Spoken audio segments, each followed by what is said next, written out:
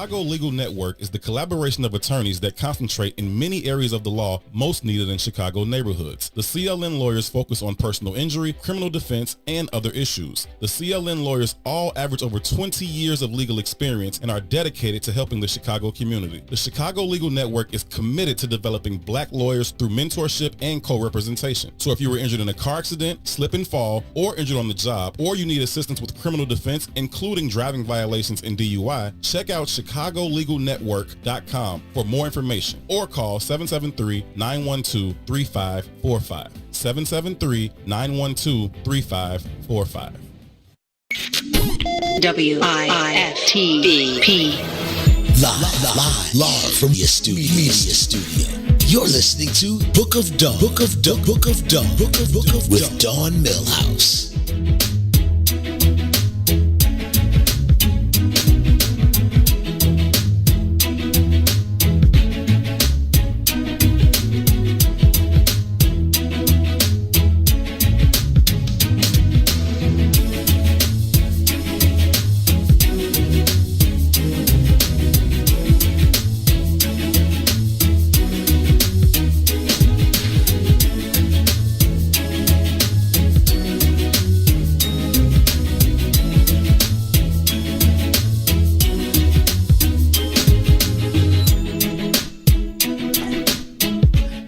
Mic check, microphone check. Good morning. Good morning. Me again on the Book of Dawn this Thursday. I'm Dawn B. I'm guest hosting for the beautiful Dawn Millhouse. Good morning. I'm here, Dawn B, Lisa E. Esco, you out there? Good morning. Yay for us. I'm super excited. I don't know why I feel so at one with this mic today. Hey, we all feel at one with when hard black things are in our face. Oh, damn, I did it already. Flashbacks. Throwback Thursday, too. Is it Throwback Thursday? Throwing it back. Oh, my God. TBT. TBT. What's a throwback for me? Throwback in Dawn B's life. I don't know. A time about food. Something about food? I don't have it. How about a good comedy show? Do you have something where somebody booed you or? Shit. No, I never get booed. No, I'm saying Okay, funny. not booed, but heckled because maybe they were, well. Oh, no. You know what? Thank you, Lisa. Okay. And it was around this time, 20 years ago. Exactly to the date. Oh, my God. December 17th, 2000. Oh, my God. See, that's why I couldn't. And it wasn't, it was like being beyond, heckled. it was beyond heckle. It was booation. How do you not cry? I was like, or I'm call built your for this. cousins, you know? Let me- Like, okay. It was amazing. Let me paint the picture. December 17th, 2000. Riddles Comedy Club. D. Ray Davis is hosting. Oh, okay. 2 shows. Okay, it was the old Riddles out there in 100 and 2000 Street. And he brings me to the stage, 8 o'clock show. It's fine. I mean, I just started comedy. I'm probably like 9 months in or whatever. It's my first you're a baby. booked show. Heck yeah. I'm a Rudy Poot. But I'm confident enough. I have my little Jordache jeans on that I got from the Lark and such. 8 o'clock show went well. 10 o'clock is I just felt like they dropped the flyers off in every hood rat establishment venue ever to get these people out. D-Ray brings me to the stage like this. All right, y'all. Coming to the stage, the Lauryn Hill of comedy. No. I'm like, what the are you kidding me? Lauryn Hill had just dropped that album, Miseducation. Oh. Which she got like 700 Grammys for. So you hear that? Legendary. You hear that? And I'm like, That's a big.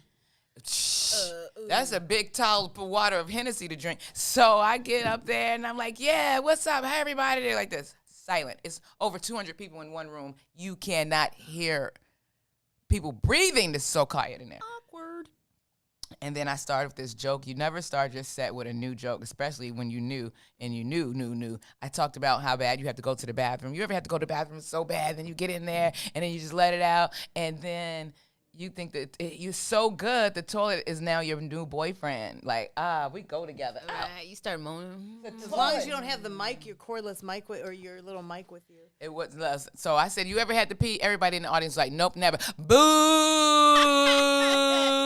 Urinate, never. I was like, what? Who booing? Who's booing? And stage left, all the way at the back, this chick stood up and she said, Oh. I'm booing. I was like, you whack, you gay bitch. And you sit at the table with all those women? I'm like, oh my God, Dawn, you sit at the table with girls all the time. Yeah. Oh, what? All right, everyone, that's my self-esteem. That's my self-esteem. And I got off the mic. And then Did you find out who she was afterwards? hell no, she was a giant. She was a giant from the stage. I'm like, You don't get up and go like this. Let me walk over to you. I mean, have your people find out. open that punk's chest up. What was I gonna do? So then look. Throwback Thursday. Oh my God. So I'm standing there. D-Ray goes to bring the next comedian up. And he goes, okay, this next brother coming to the stage, very funny. A guy says, that's what you said about the last B. And I was like, excuse me, sir, I'm standing right here. I see you. I hear you. And D-Ray took care of it, though. Like, man, she funny. She's funny to me. Who you with? He's like, this is my girl. He's like, that's your girl? Like, is she your woman? Damn, man, you better off introducing her as your mans in them. I'm like, yeah. And that's my Throwback Thursday. Hurting. I love that. Oh, my God. But any great comedian has been, shh. Look at me going, shh.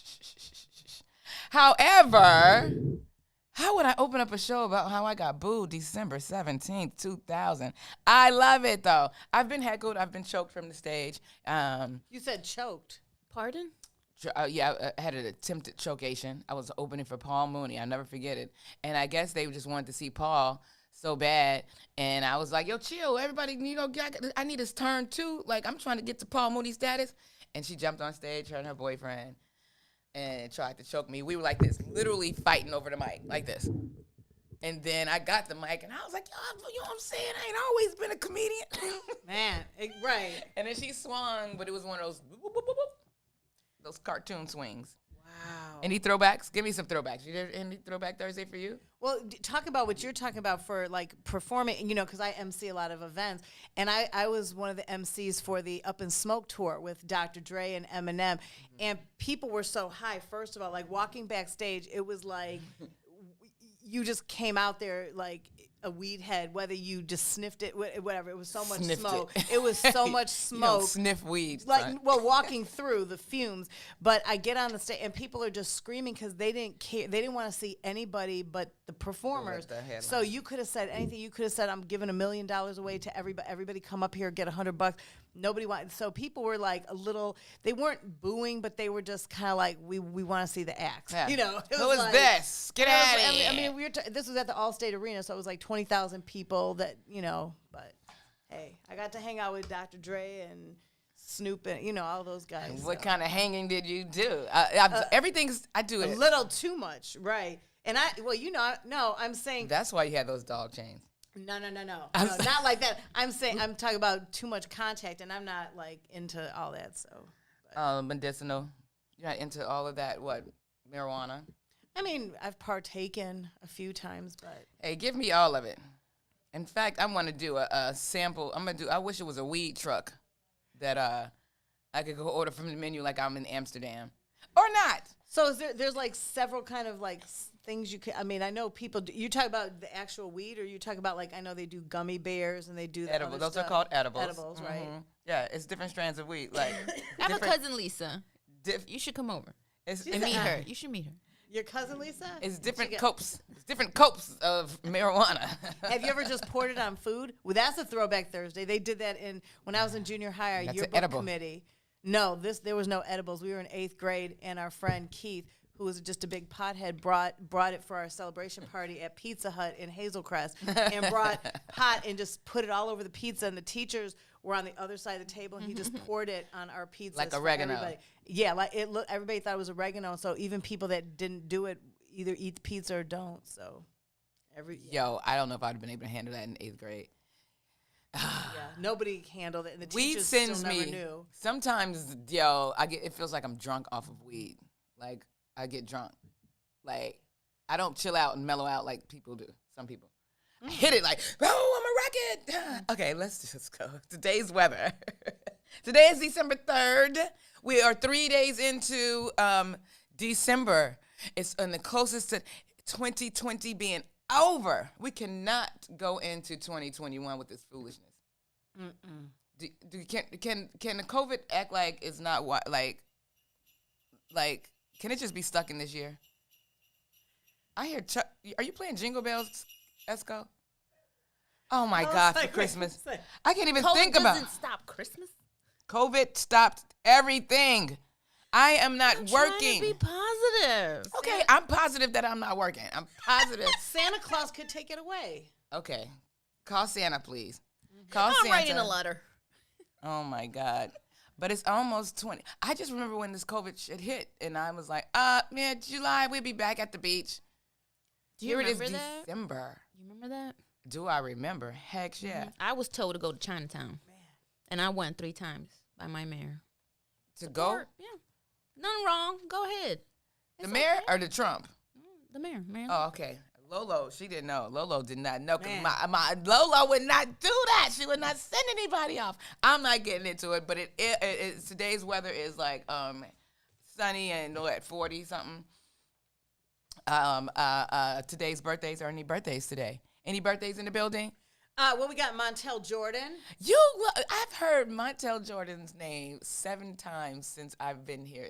And today's his birthday, right? Tiffany Haddish, so your girl. Somebody Haddish. at Tiffany. If I give you Tiffany's number, can we just call her just call her up? Yeah, and Ozzy Osbourne is his birthday today too.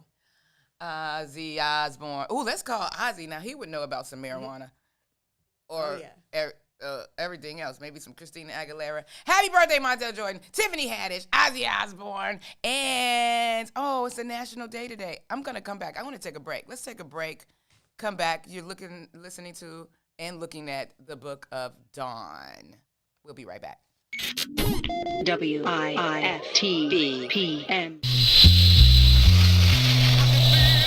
Shout out to the Bigs. They just wrapped up another edition of On the Soil. They talked to Eric Davis.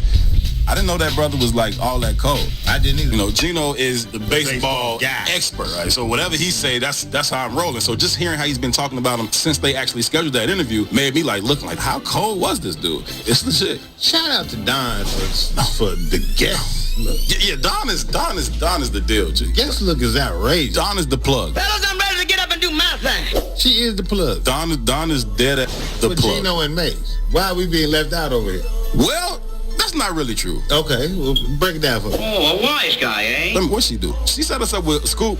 Okay. I've had Scoop's number for a while. Salute. But even like I'm associated to it, Don is like, boom. You know what I'm saying? So I be like, hey, let's get you on the show sometime. I'm like, yeah, let's set it up. You know what I'm saying? Let's talk about it. Don like, hey, yo, I need you on the show tomorrow. Like, okay. Okay. Sit your $5 down before I make change. Like, it's different with the big little sis, man. The last of the Gambinos or something. For real. She about that action. So shout out to Don, man. Shout out to the Book of Dawn. WIIFTBPM. Shop at Black-owned and operated Solo Beauty, where you are appreciated and respected.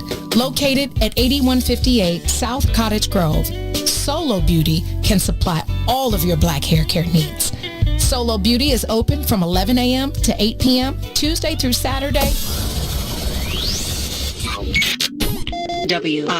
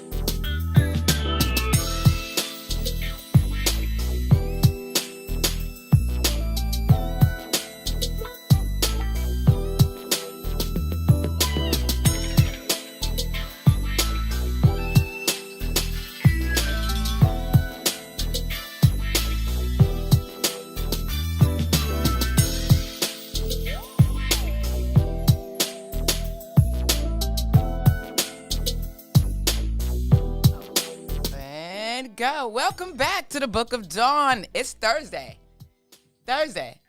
Oh my God. There we go. We on. Welcome back to the Book of Dawn, who is on every day of the week, Monday through Friday, 9 a.m. to 11, except Thursdays. It's 9 to noon. Woo, and today is Thursday. Did I say Thursday and Tuesday and Thursday? Yeah, Tuesday. Because I'm a little zazzled right now. The repercussions of Zazzle. So I'm Dawn B, guest hosting for your girl Dawn Millhouse, who I see in the thread. Morning sunshine. Oh, that's so pleasant and upbeat. Dawn, do you wake up and say that to your household? Good morning, sunshines. Lord have mercy. That is I'm a sunshine. I guess you would say sunshine if you are Dawn of the early night. What are you doing, Dawn? I want to interview Millhouse. I've been researching Dawn. She's a fascinating woman also. That's why it must be a Dawn thing. I don't know. However, let's see. Oh, wait a minute. I'm so confused this morning. Let me do the word of the day really quick. The word of the day is zazzled. Okay? Have you ever heard of zazzled? Spelled Z-O-Z-Z-L-E-D. Yeah, it means basically drunk or it means drunk, overly consuming cognac, which I did last night. So I'm sitting here sounding like a confused vegan Jack Taco is what I need from Sissy's Taco Pop-Up Bar. I had it yesterday. Did you have some Sissy's? Shit was amazing, yo. Dang, look at her face. I tried it. The tortilla. Was fire. And you know, I'm bougie about my tortillas, so. Say it again. Tortillas. I love how she tortillas. says it. And then you're like, what is the jackfruit, right? I tasted it, but it's the seasoning. It's seasoned. It's seasoned right. jackfruit. It was, so it's, man, my brain was confused because it was good. Oh, man. Okay, well, then Sissy's Taco Pop-Up Bar is amazing. Are you ready for some authentic, delicious street tacos on the south side of Chicago? Stop by Sissy's. I'm stopping by Sissy's today. Pop-Up Bar at 312 East 75th Street, Thursday and Friday. Yeah, me and Herb are going to try to stop by today after the show. Oh, they have jerk chicken tacos, sriracha shrimp, and blackened salmon tacos. And don't forget to ask about the Romy walking tacos, Sissy street corn, and children's meals. They come with special prizes. Maybe I'll go get my boys. I want to just get a prize. You know what? I do, or just get a meal. If you go, one of you guys goes, I mean, I might go too, because I'm going to try the corn too. Well, it is at 312 East 75th Street. That's great. I'm going to try it. I am going to do it today on the way home. I got to go past 75th Street to get Zazzle. Did I use Zazzle yet in a sentence? You were Zazzle last night. Why did I You were Zazzle-y texting me. Oh, my God. Nothing like some Zazzle text messages. I need to get a man. If I'm Zazzle texting Lisa, I need to grow up. Well, you weren't. Right. It was just funny stuff. I know. Just I know about the show today. I was like. Zazzled? Right. Use it in a sentence. When's your birthday? March 31st. Were you Zazzle? On March 31st, I'm going to get Zazzled in honor of Esco. Listen, or hang out with Lil Wayne's daughter. Oh. Reginae Carter. She's facing, I think they're dragging her on Twitter. So she turned 22 Sunday, right? Through a lavish celebration for her birthday. Over 120 people there, no mask now, in Atlanta. On. ATL? What are the restrictions? Well, the ATL has restrictions. Major restrictions. But nobody is honoring them. Like, right. If you go to Atlanta, it looks like COVID is over. I'm sorry. Georgia has been one of the hardest hit states over the summer. One of the top hardest hit states. Well, I'm just saying, throw a party, but don't make it lavish. And don't post it. Well, and the thing is, they could face. I don't know. They didn't really say it, but people from CNN were putting statements. And the mayor actually put a statement regarding the city's advisory mask mandate and orders that prohibit large gatherings. So there are rules in place. It's just, are they going to get?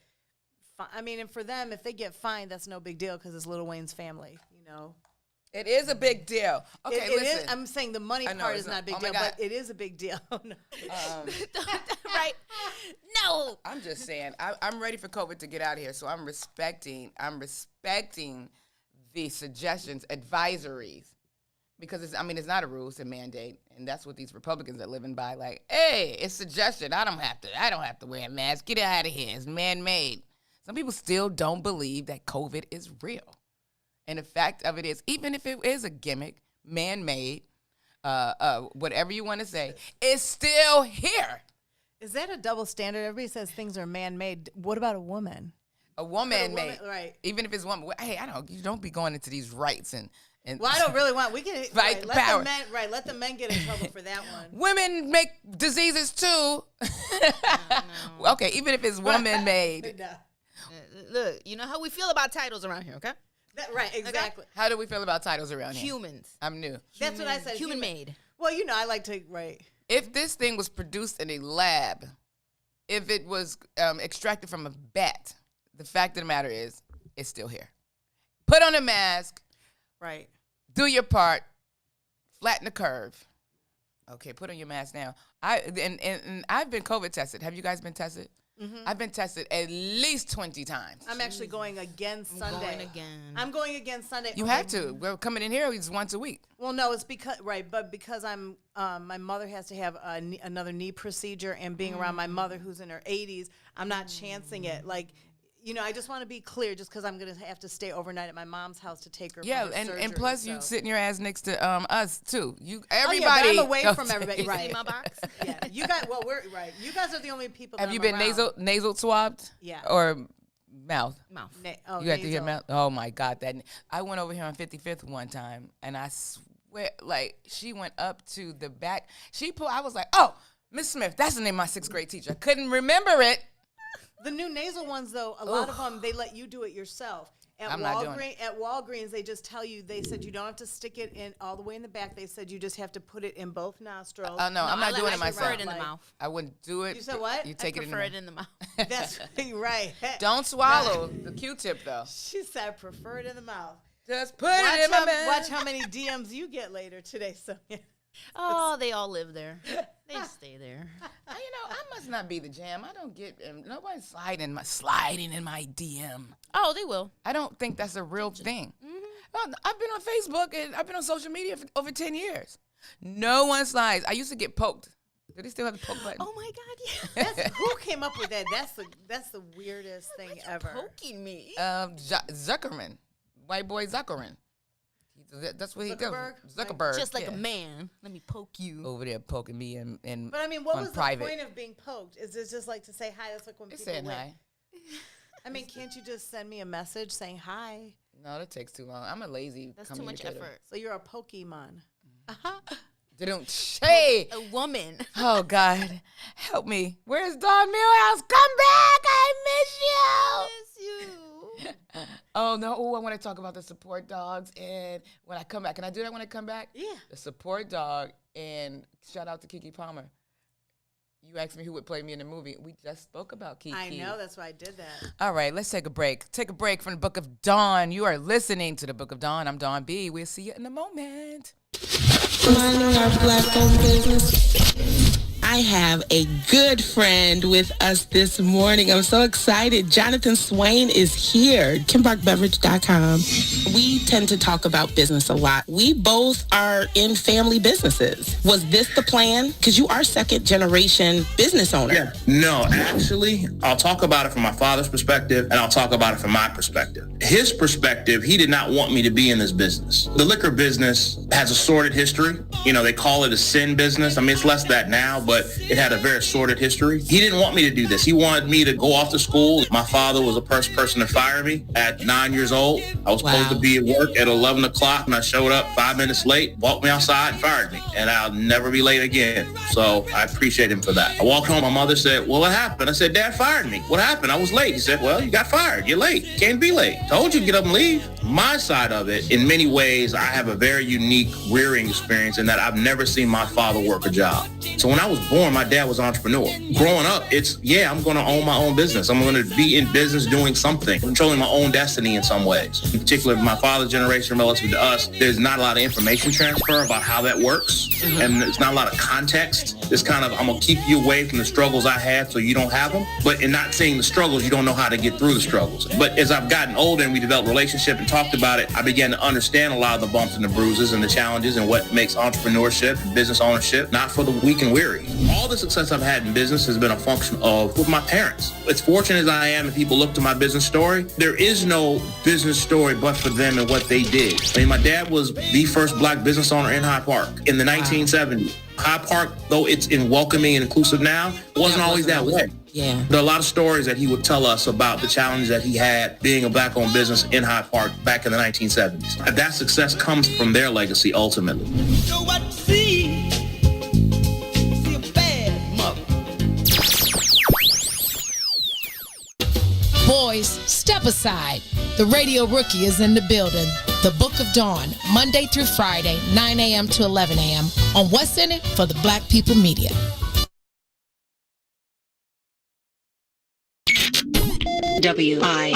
WIFTBPM.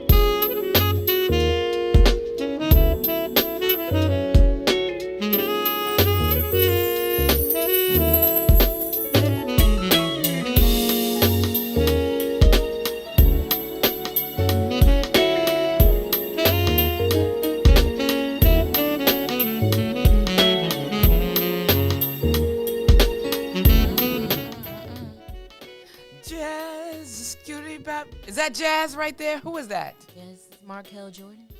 Is that Montel Jordan? No, Markel. Oh, God damn, y'all love Montel Jordan. Well, I do. That's That's my Markel. buddy, but yeah, Markel. That was nice. Markel Jordan. Ooh, he is so great.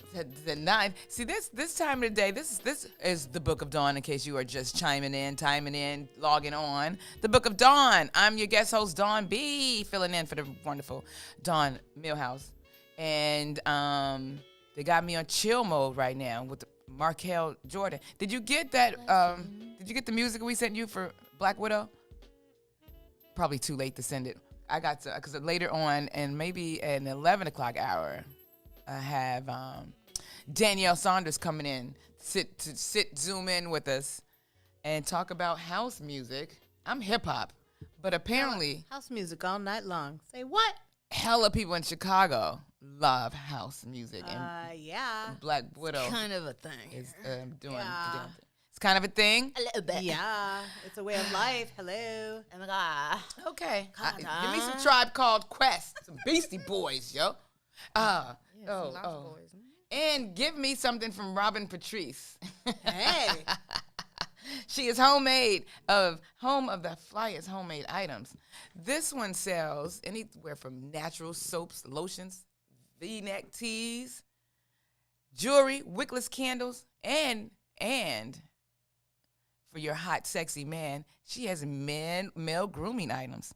Finest is a choice. Choose Robin to help you stay fly.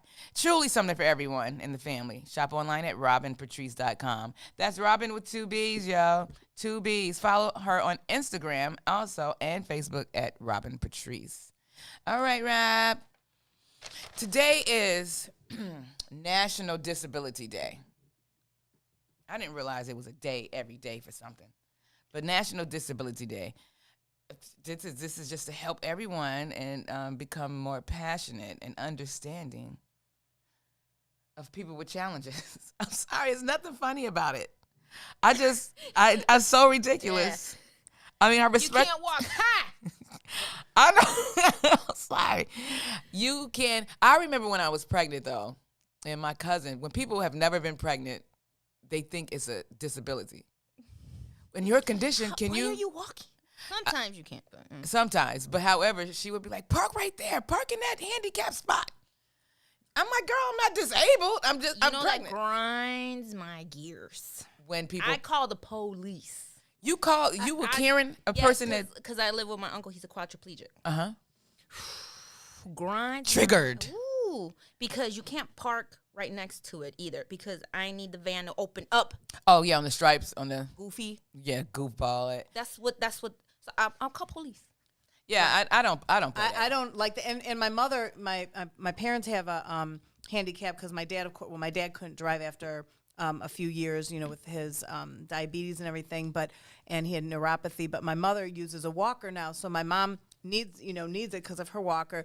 But when I take her to the grocery store, I'm like, Mom, I'll just drop you off front and I'm going to park. And she's like, well, I have the handy. Mom, I don't need it. And then she's like, well, honey, I don't want you. Mom, I'm good to walk. Like, I'm going to drop you off in front. Now, if it's a place where you have to park and she has to walk, then I'll do it, as long as it's a few spaces. My uncle does not even want to use it. Wait a minute. I'm Real like, people. Use it. We need it for you.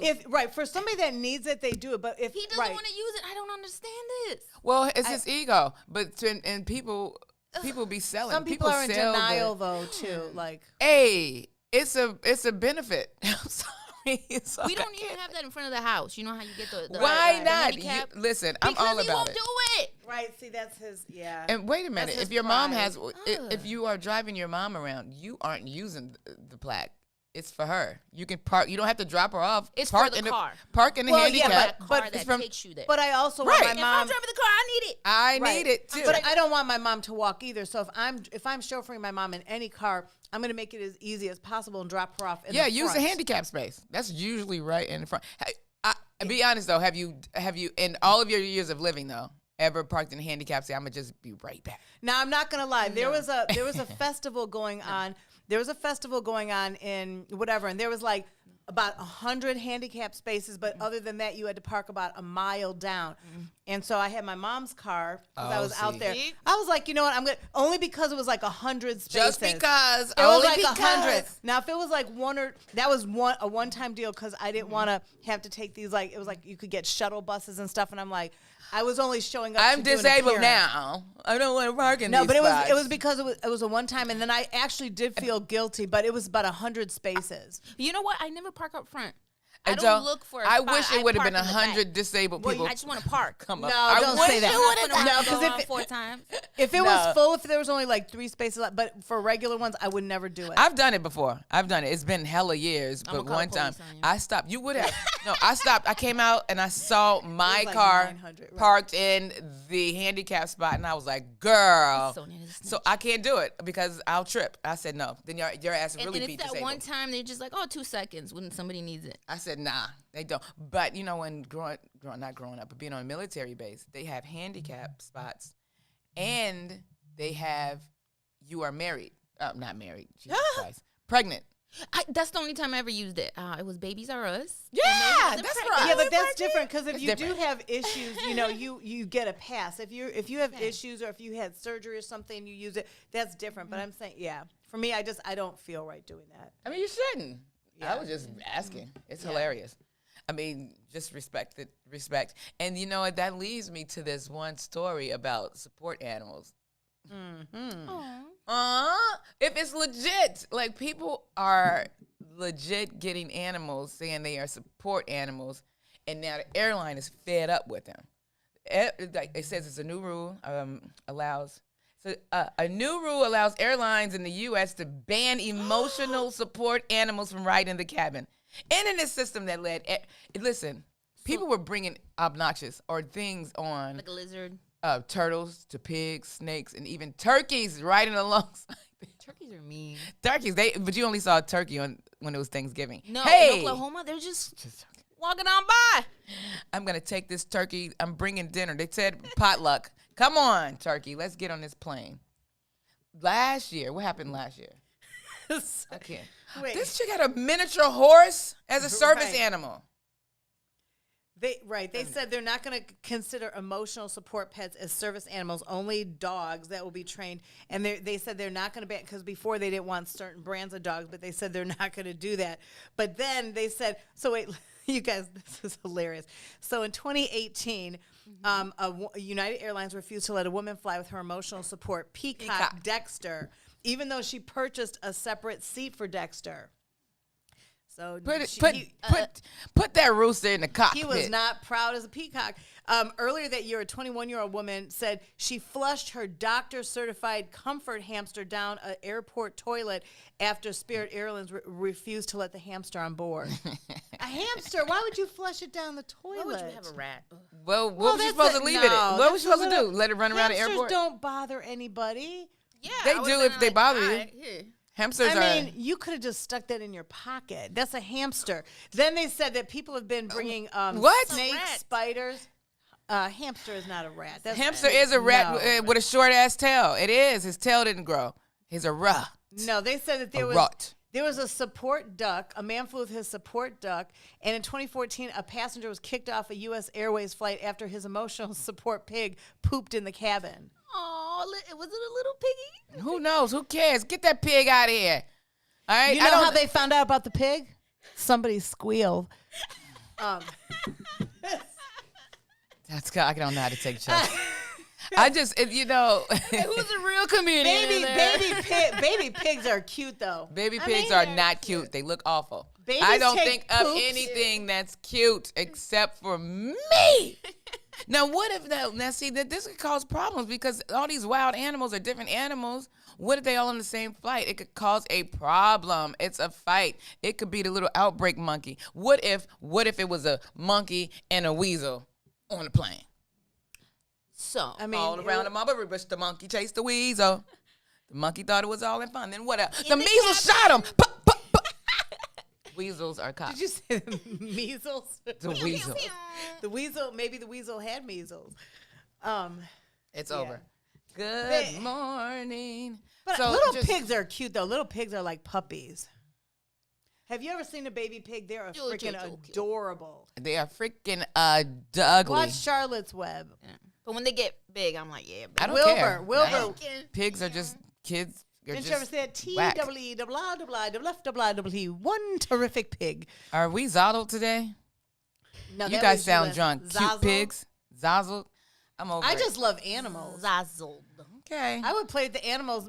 There's a lot of human that cause problems on It is, but don't bring them on my damn flight. Do not have a pig in the cabin right here. Maybe where to put the luggage. Don't bring a miniature horse. But what does a support animal do? If your animal does not legit stop you from seizing, okay, get out of here. If you're not blind, if you don't have one of those harnesses on your miniature horse, because get out of here.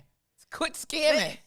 Right. Now, because there are animals that are emotional support animals, not just dogs, that can sense when somebody's about to have a seizure and things like that. So those type, I don't know. That's kind of mean to some of the animals. Do tell. My cockatoo died. Well, it's my mother's, but right.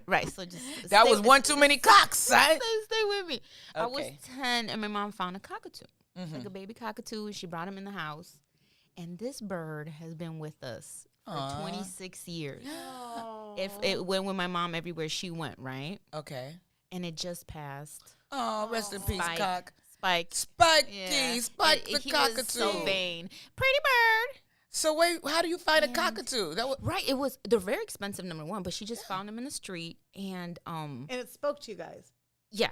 Pretty bird and some of the stuff. But not to be mixed with cockatoo. My mom is going through it, and it clicked like this is her pet. It's her baby. Yeah, it was her. But it was imagine 26 years. Yeah. It doesn't. People, when it's a pet, That's a long time. It's a long time for anything. That's your mom's baby. Yeah. People make fun. My brother had an iguana named Fred, and my brother actually had to give Fred mouth to mouth because he had a seizure. He didn't like put his lips on it, but he had to breathe in and blow air. And actually, he was having a seizure, and he gave Fred mouth to mouth. That was my brother's baby. That was his iguana. Yeah. Would when somebody was coming in the house. Yeah, it was a watch cat. He was no joke, right? That's a nice ring. When I walked in the house, guys, I felt a little crazy because I think I kind of heard. That's gonna make me cry. Oh, you heard it. The spirit is there. Yeah, that's fine. Yeah. Oh, give it. Rest in peace. No, but my mom I get it. Go get her another cock. I was thinking about that. And they were like $500-$800. You can't put a price tag on happiness. So yeah, I'm thinking about. Get her a man with a cock. If she's listening, I don't want to spoil it, but I know. My bad. Hey, I wasn't talking about a bird. I was talking about a man. I wish somebody would bring me a cock or two. Oh God, I'm sorry. Why? On that note, I'm gonna just let you take us into break. Why do I have to turn everything into cock that? or two? Because you're a single, sexy lady, you know. Am I? Lord, baby pigs are the worst. I'm with you, VT. No, all right, let's go. Pigs are adorable. I'll tell you what's adorable when I come back from break. You're listening to the Book of Dawn. I'm Dawn B. See you in a minute. WIFTBPM. Introducing your trusted source for high-quality black emojis, better known as Blackmoji. We believe black is beautiful, and that beauty should be reflected in the digital market. Now there is an app that does just that, starting with Black Greek letter organizations. Blackmoji D9 offers more than an emoji app. It is a cultural experience of black excellence.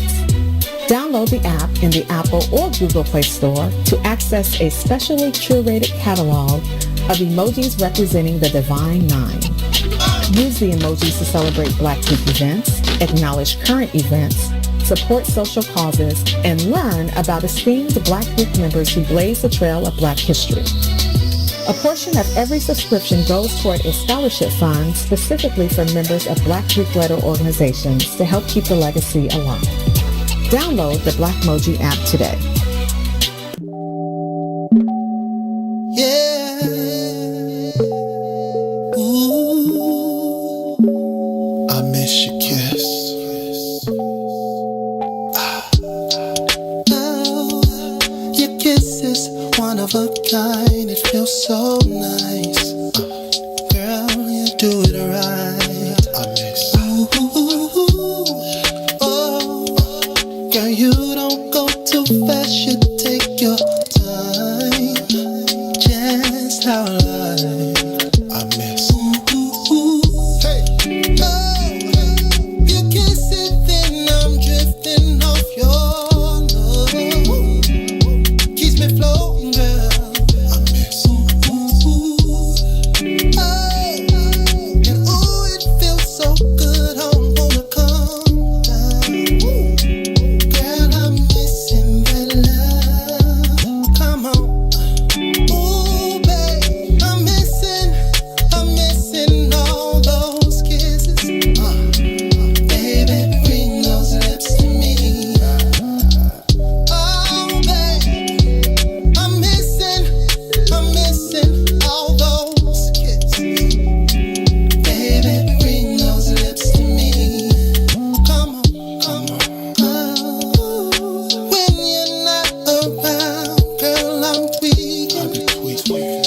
I swear I be hearing things. Oh, and if I cannot have you, girl, I'm feeling. Oh, that's such a talent you bring. Yeah. Come on. Oh, and it's too long. If I can hold you in my arms. If I can find a real good love, ooh, that kiss is a drug to me, baby. Your kiss is all I need. Come on, ooh, it feels so good.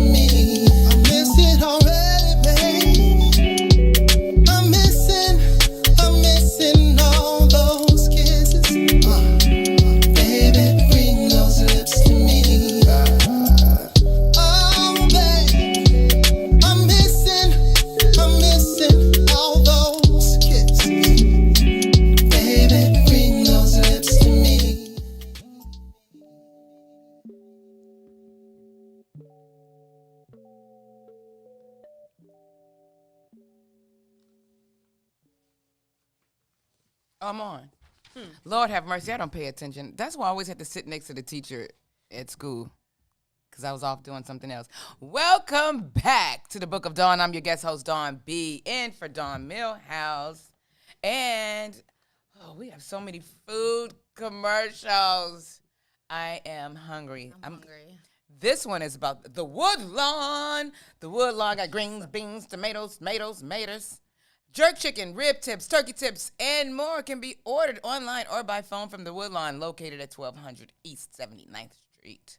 That's probably 1 block east of Stony, huh? The Woodlawn on Chicago's South Side is where food, culture, and making an impact intersect. What's in it for the Black people media is so proud to support the Woodlawn, an innovative economic center for the entire family. They have igloo dining there, and you can host your own socially distanced event and more. That'd be fun to just have an igloo party. You know what? And for a date, you could, add flowers, music. I'm just saying. Man, screw your date, sis. Come to my igloo, baby. No, come to my world, Dom. Let's not hate love. I don't hate love.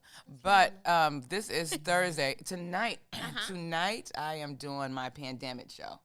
Yay! In case you guys didn't know, excuse me, y'all. I sound like Mary J. Blige at the Soul Train Awards in 1998. When she was coughing all into the mic. High as shit. Like, excuse me. Pardon me, y'all.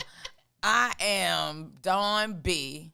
And I am an actual comedian. All right, I know you might be able to tell, but every Thursday when the pandemic first hit, I call it the pandemic because it's just cut out everything in life. You can't do anything the new normal is over.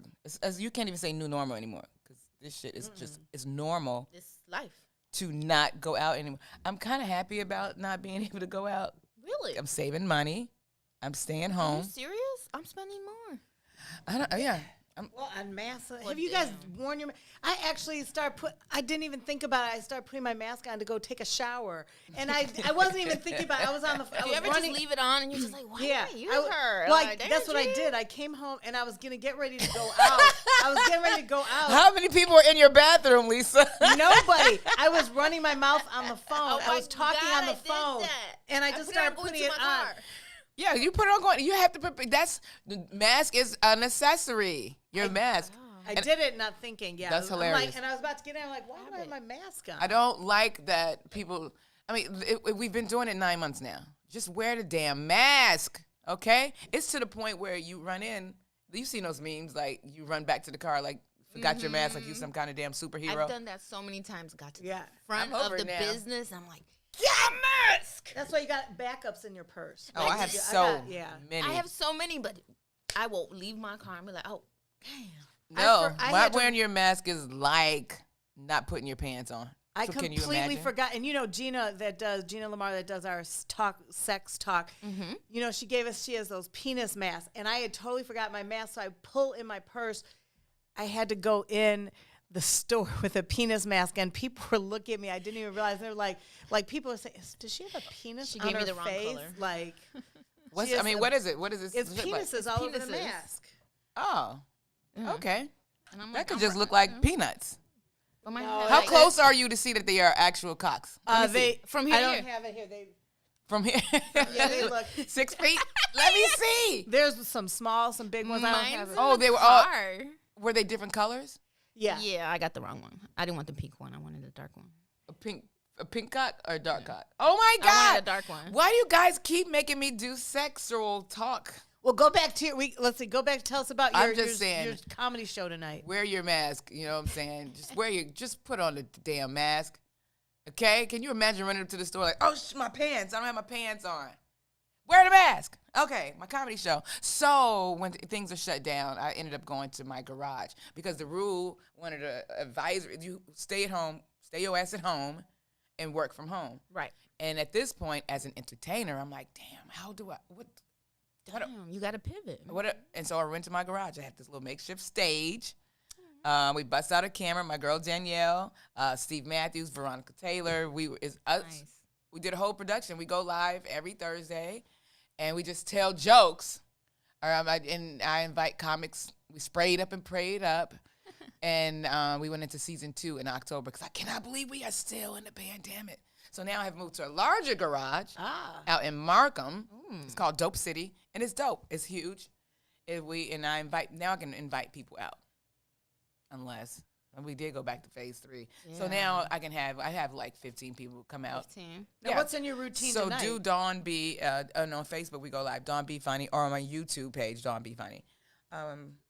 You're not going to ask them. It's going to be like, there's this white chick that's on the air with me, and she thinks she's funny, but she's really corny. Come to the stage. Come to the stage. I don't know. You get a chance to see comics working out bits because, I mean, you could probably watch me on this show, my pandemic show, every week like, oh, my gosh, she's so whack. What happened to her? Because I'm literally making up bits. So, because, when you catch people, you go to comedy clubs. You guys go to comedy shows? All the time. Oh, yeah.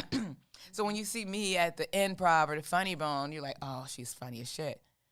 But then now when you watch me every week, it's like, what happened? Because I'm working out jokes. You know how long it takes to make a bit? Listen, it's an athlete, right? You have to train. Yeah, and I'm training. I'm training. The pandemic, there's Stephen Matthews. He's back. The pandemic show is the ish. I want to go. And heckle you in person. Do you live out in the South? Yes. I love to get heckled. I wouldn't. Come to the South Suburbs. It's a secret location. If you want to come to the show tonight, it starts at 8. We go live at 8. You can either log on to my Facebook page at Dawn B on Facebook or go YouTube Live, Dawn B Funny. What is my YouTube? I don't know. It's got to be Dawn B Funny. Yeah. And you can come in. And at the garage, you can what is it? Yeah. So are people going to be zazzled tonight? Edibles and smoking if you want. Oh. So then when they get zazzled, so if they're going to be watching you, then when they turn off that, they can just binge watch all of our shows. Yeah. The Book of Dawn, 9 to 11, every day of the week. Every day of the week. Yeah. So that's it. Dawn B. Can you send me a friend request now? I'm trying to get my clicks together so I can get my life together so I can monetize. Yeah. And you know what? So I won't have to smuggle drugs into another country. Did you see this right here? Why don't we do that after the break? The chick that smuggled pounds of blow in her pregnant watermelon belly. This is a whole story. This is going to take up a whole break. So let's take a quick break. Maybe not. But I feel good. Hope you guys feel good. This is the Book of Dawn. We'll be right back. WIFTBPM. Greetings, family. I am Salim Muwakil, and I welcome you to Muwakil's World.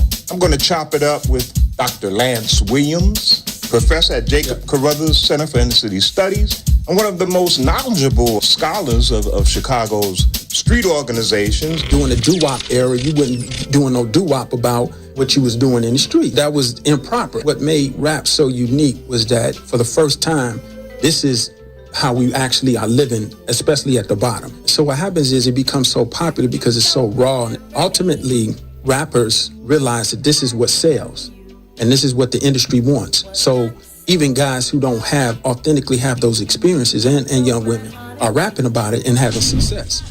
And after years of now this happening, it becomes known that, hey, this dude ain't really no real gangster. This is a studio gangster. And what it did was music lost credibility because people thought they were listening to real gangsters rap. The sales of the music, which basically was being consumed by white suburban youth, this was their way it was a voyeuristic way of experiencing the hood, which they've always been fascinated with, without actually putting your life in danger. So you can listen to it, but once they found out, these dudes ain't real, then even they stopped buying it. What's going on in the streets today? Because what the industry did was they realized, hey, the studio gangster thing ain't gonna work. So guess what? Let's go get some real gangsters that got the real credibility. But when Chief Keef and these guys, so what we have expressed in the music scene today, when you deal with either, trap down stuff, but particularly drill music is the hot music. That's right. Nationally. Right? And internationally, right? Which started right here on 63rd. O Block. So it's a shooting culture. So that's what they're rapping about, and that's what is hot, right? And so we saw the tragedy. Fratricide is hot. Yeah, that's what the tragedy of King Von, right? Of him, he's a real dude. Now what happens is, because that's the model of success, everybody is following that. So everybody wants to be a shooter now. And what it's doing is it's driving a lot of the violence. In any culture, your music and your entertainment is a part of your cultural expression. So whenever you can have an extended period of time of a particular type of music that's having influence, it becomes a part of your culture. That's what Kwabena is saying in terms of his activism. I'm saying basically these radio stations are helping to produce a culture that's leading to the death and destruction of the black community so that they could sell, commodify, their merch, right? But, we losing a lot of little brothers and sisters in the streets because of the way they think about things, how they see themselves, which they get from the music. Now, people are like, well, that's crazy that they're being influenced by music. They should be influenced by the values of their families. Ideally, yes. But the reality of the society that we live in is who has the biggest voice. And we know the media is the biggest voice in terms of ideals in the society that we live in. If that fratricidal motif is being absorbed primarily by white listeners, who's the primary audience, yes, why aren't they exhibiting this kind of behavior? Because, first of all, it's not their identity. WIFTP. Live from your studio. You're listening to Book of Dawn. With Dawn Millhouse.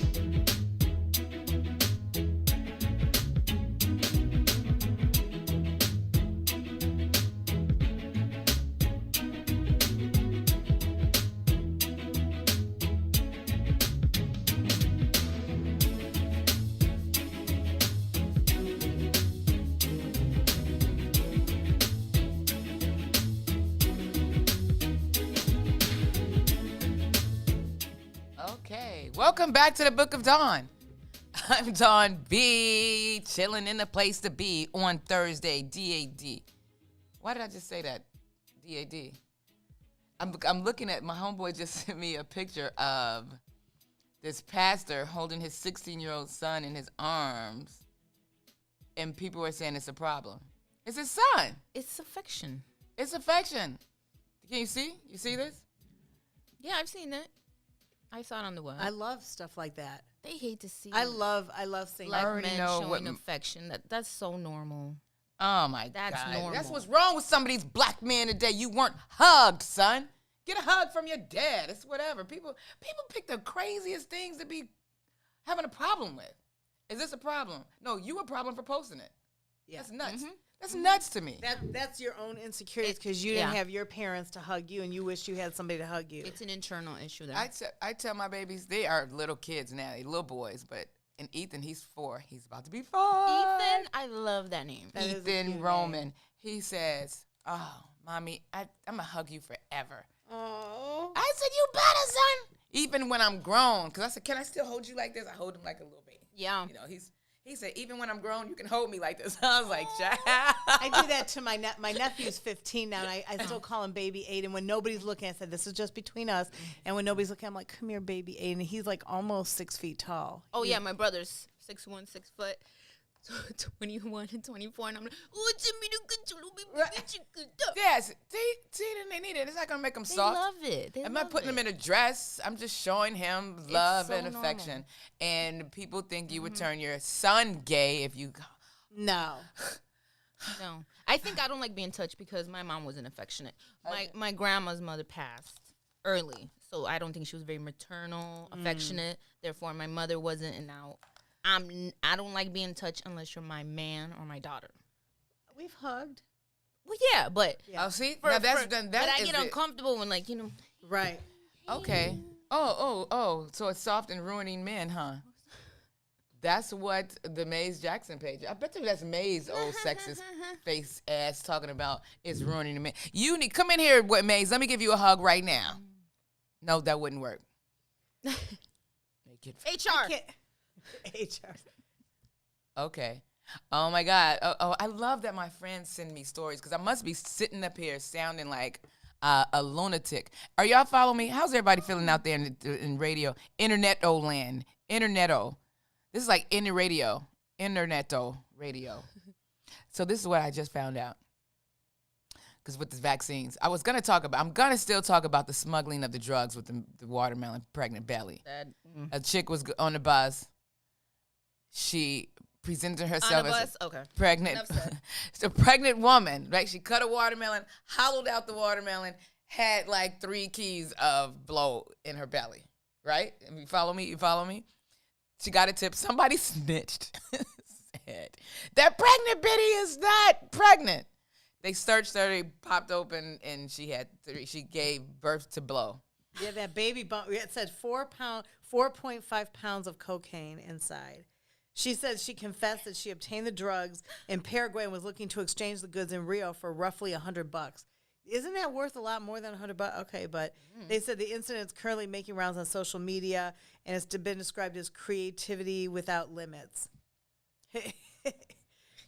Would you make yourself pregnant like that? Right. Yeah, I would. Have you ever done that? Have you ever brought stuff in from another country? Or another country? Or no. Smuggled myself. That was a good one. No, we flew. Well, you flew. What country did you come from, Esco? Mexico. Mexico? Mm-hmm. Yeah, she was going to Rio de Janeiro.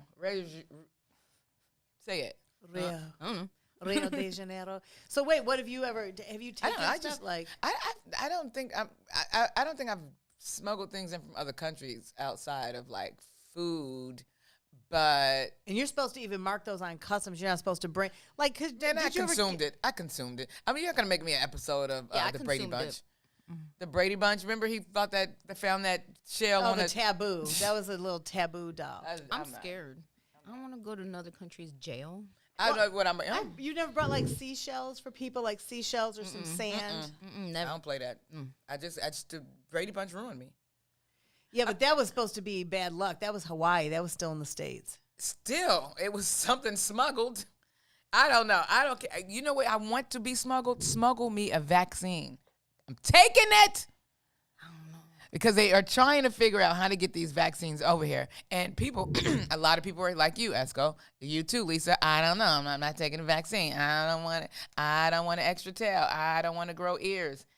But let me tell you this. Your former presidents are all getting together. George Bush, Barack Obama, Bill Clinton are taking their COVID-19 vaccines on camera in order to promote confidence. Oh, God. I hope this is very successful. Wow. So, because they want to prove that it's safe and effective.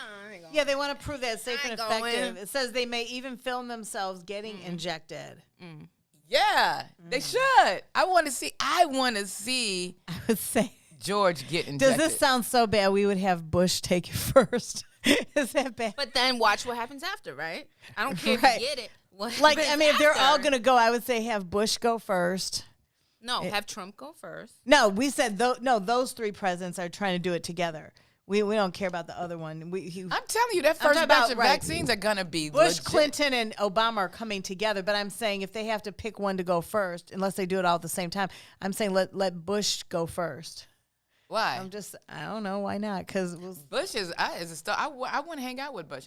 But he gave Fauci what medal did he give him? The Medal of Let me see. The Medal of Freedom. So he's getting the real vaccine. Fauci got Bush the real vaccine. Now, what if they are? Yeah, I'm taking it. To give me a synthetic, I don't care. I think you should. Give me a vaccine. Trick me. Yeah. You can make it mango juice. I don't give. I am doing it. Who's with me? I'm here to support you. Right. I'm taking it. How do we know the vaccine? I'll be the photographer. I'll be the videographer. I know it's the vaccine. It might be a magic trick on you. What if we have to take it to fly or go into government? You will. Y'all better wrap your minds around this, okay? Okay? It's 3 companies coming out with it. I'm going to buy stock in Pfizer. And can you get somebody on the line that knows how to buy and sell and trade stocks? Just for information. Because I bought stocks. Now I don't know what to do with it. Okay. Was there stock in vaccines? Is that what you were talking about? Yeah, well, the company that got the bid. I'll ask my dad. Yeah. Yeah, I'm sure we could track somebody down, definitely. Yeah, I'm sure accountant does that. What do you think the vaccine will increase the propensity for HIV? What does that even mean? Well, no, side effects. I mean, what if your ears like turn purple or something? I don't know. We just don't know. I got sick from the flu shot. I'm mad at the flu. I'm mad at everybody because the flu shot messed me up for a couple days. That flu shot took me down bad. I was like a little kid, and I was a big girl about it, but I was down for the count for a couple days. Okay, do you know what's in the flu vaccine? No, but I took it. Get out of here. Is it time for a break? Because they reported that what? What did they report, Maze? It increases the propensity for HIV. Oh. Maybe I don't have the right definition for propensity. Can somebody get that for me? Propensity? Yeah. That's my word of the day. Because how could a vaccine now give you HIV? Inclination or natural tendency to behave in a particular way. Does it affect your immune system? Yeah. And then you catch HIV? Get out of here. They reported that it's 95% true, too. I'm taking all of the positive side effects of it, and I'm having it. And, in fact, I want them to tell me what venue to go to. I will go take it at the CVS. That's it. I'm very serious. That's fine. Well, and I'll be there to support you, definitely. I will be there to film it, for sure. Yeah, I filmed my COVID test. I'm going to let the first round of people go, and then, what sense does that even make? That second batch is going to be weak as hell. And I'm sorry. People are texting me, and I don't have a disorder. Right, but don't. I need a support animal. And just because people, we'll talk about that off the air because I'm not going to push people out there because I got a radio thing. What? Well, so, okay, I'll say it, and I teach people because a lot of times, there was a show that I produced, and he had people that would send him stuff, and you know how there's things that fly on internet, and they're not always credible or real. Oh. So it has nothing to do with your friends, because I have great friends too that send me stuff every day, and I'm like, I'm a researcher before I put stuff out there for everybody.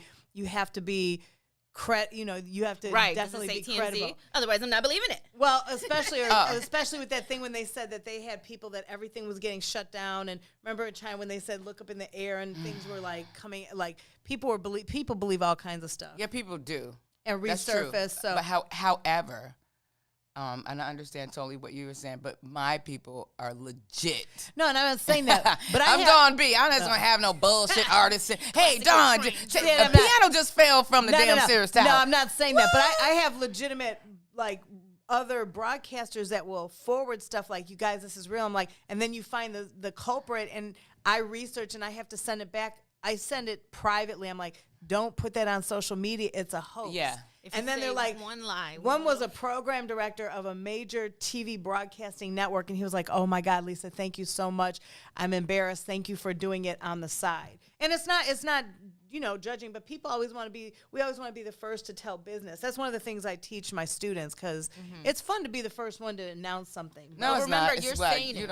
I don't, those people that know so much and want to get the report off, wear me out. Sit your ass down, read a book, go check your source. So I'm confident that these and I'm not saying, I'm just. But you are Lisa E. You've been in the radio game for 30 years, right? Right, but I'm glad you train people. Right, but what I was saying is because when I heard Eddie Murphy died, I'm like, yo, who the fuck reported that? Yeah. It wears me out. I understand. Right. But when you told me about the three presidents, I was like, that's so cool. And I Googled it, and then I pulled it up off a CNN story. That's why I text you back. Because I wasn't saying your people aren't reputable, but I was like, I was interested in researching so we could talk about it. We can't trust it, Dawn B. We can't trust it. No. I wasn't saying that. I wanted to talk about it. So that's just me. I'm just Scroll up. Let's see what Maze says. Let's take a break. And read what Forbes said about catching HIV once you take the shot, the vaccine. I'm Dawn B. You are listening to the Book of Dawn. I'm getting it together. Hey, I'm getting it together. Life is good. Life is fine.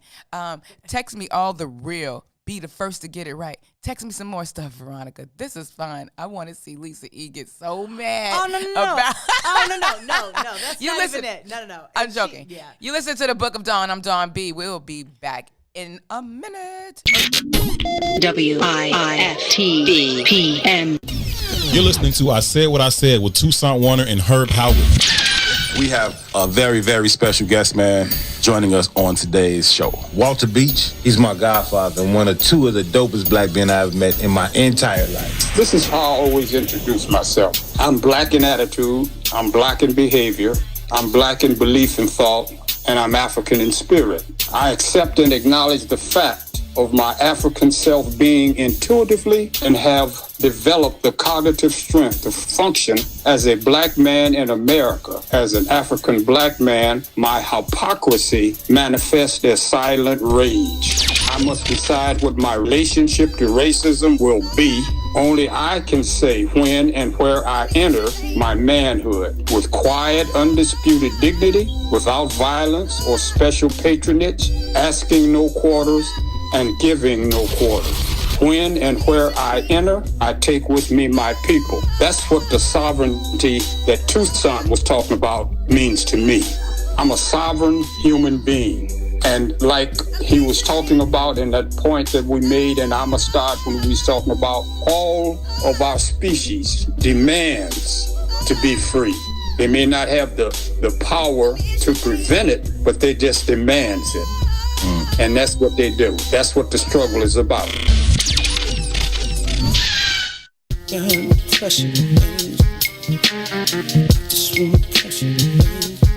Yeah, man. Ideas, man. You don't have to find me. I'm walking right behind you. It's so clear to see that you wanna be free. You don't have to find me. I'm walking right behind you. It's so clear to see that you wanna be free. Let's go. Standing my ground, I can't mess around now. It's like my time is in a bottle, captured by your love, yeah. Now I know women's got this thing going on. We can't stay around so long, but I wanna come correct. Baby, get your foot off my neck. You don't have to find me. I'm walking right behind thee. Understand clearly, that you wanna be free. It's the time that you spend making me think within. Is the trust still beginning? Fade away from beginning of the day. I can see you trembling times, and I can see you wondering mine. Is it me considered? Shoot us with it. See, you don't have to find me. I'm walking right behind thee. It's so clear to see, baby, that you wanna be free. You don't have to find me. I'm walking right behind thee. It's so clear to see that you wanna be free, yeah. I'm just trying to be the best I can. You can call me the troubling man. Matter of fact, I'm from the side of the street. Baby girl, you're calling on me at the time that I feel your presence around me. Something that I can't let go. It's your time, everything around me there. I just wanna hold on, but you don't have to find me. I'm walking right behind me. It's so clear to see that you wanna be free. I just wanna come correct best I can. Baby, get your foot on my neck. And just before you just leave, I've been trying to tell you I can breathe. You don't have to find me, baby. We're back. You're back with the Book of Dawn every day, Monday through Friday from 9 to 11. Tuesdays and Thursdays, 9 to noon. And today is a nooner. Oh, God, clumsy. Today is a nooner. And listen, I see people are chiming in about this vaccine. Now, the Mays Jackson page sent this article about the vaccine having the HIV virus. I think that's propaganda. Fake news. I think that's fake news. I don't even understand it. I can't even see it. Okay. He put a link in there. I've tried to read the article, and I'm still damn confused. So it is a HIV virus, a genetic virus. Good night. Let me talk about my girl, Keke Palmer. Now, Keke Palmer, where is she?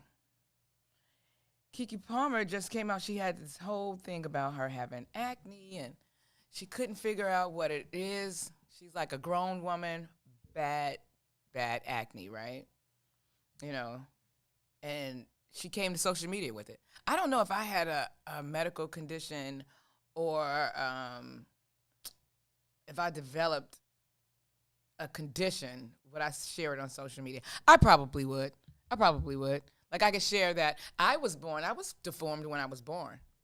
I was born with 6 fingers on each hand. It's not funny, but hey, it is what it is. And that's probably because I wasn't vaccinated immediately.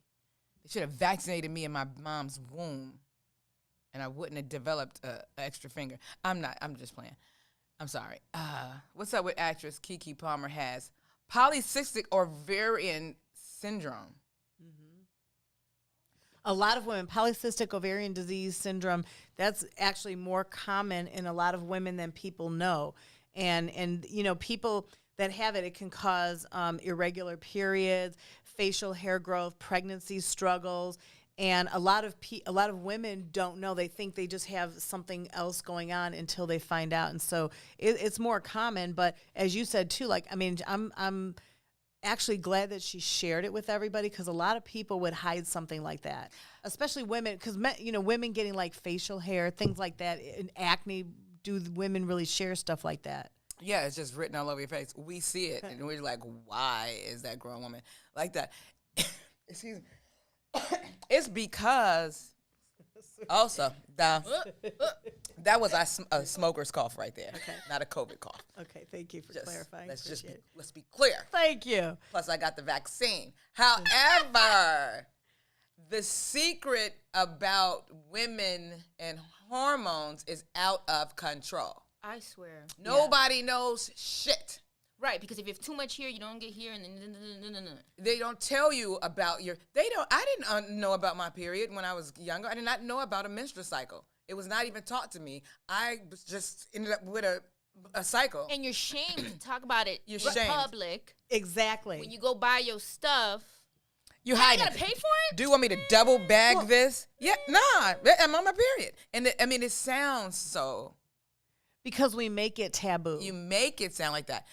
I did not know. Now that I'm a woman of a certain age, well, I am going through early menopause.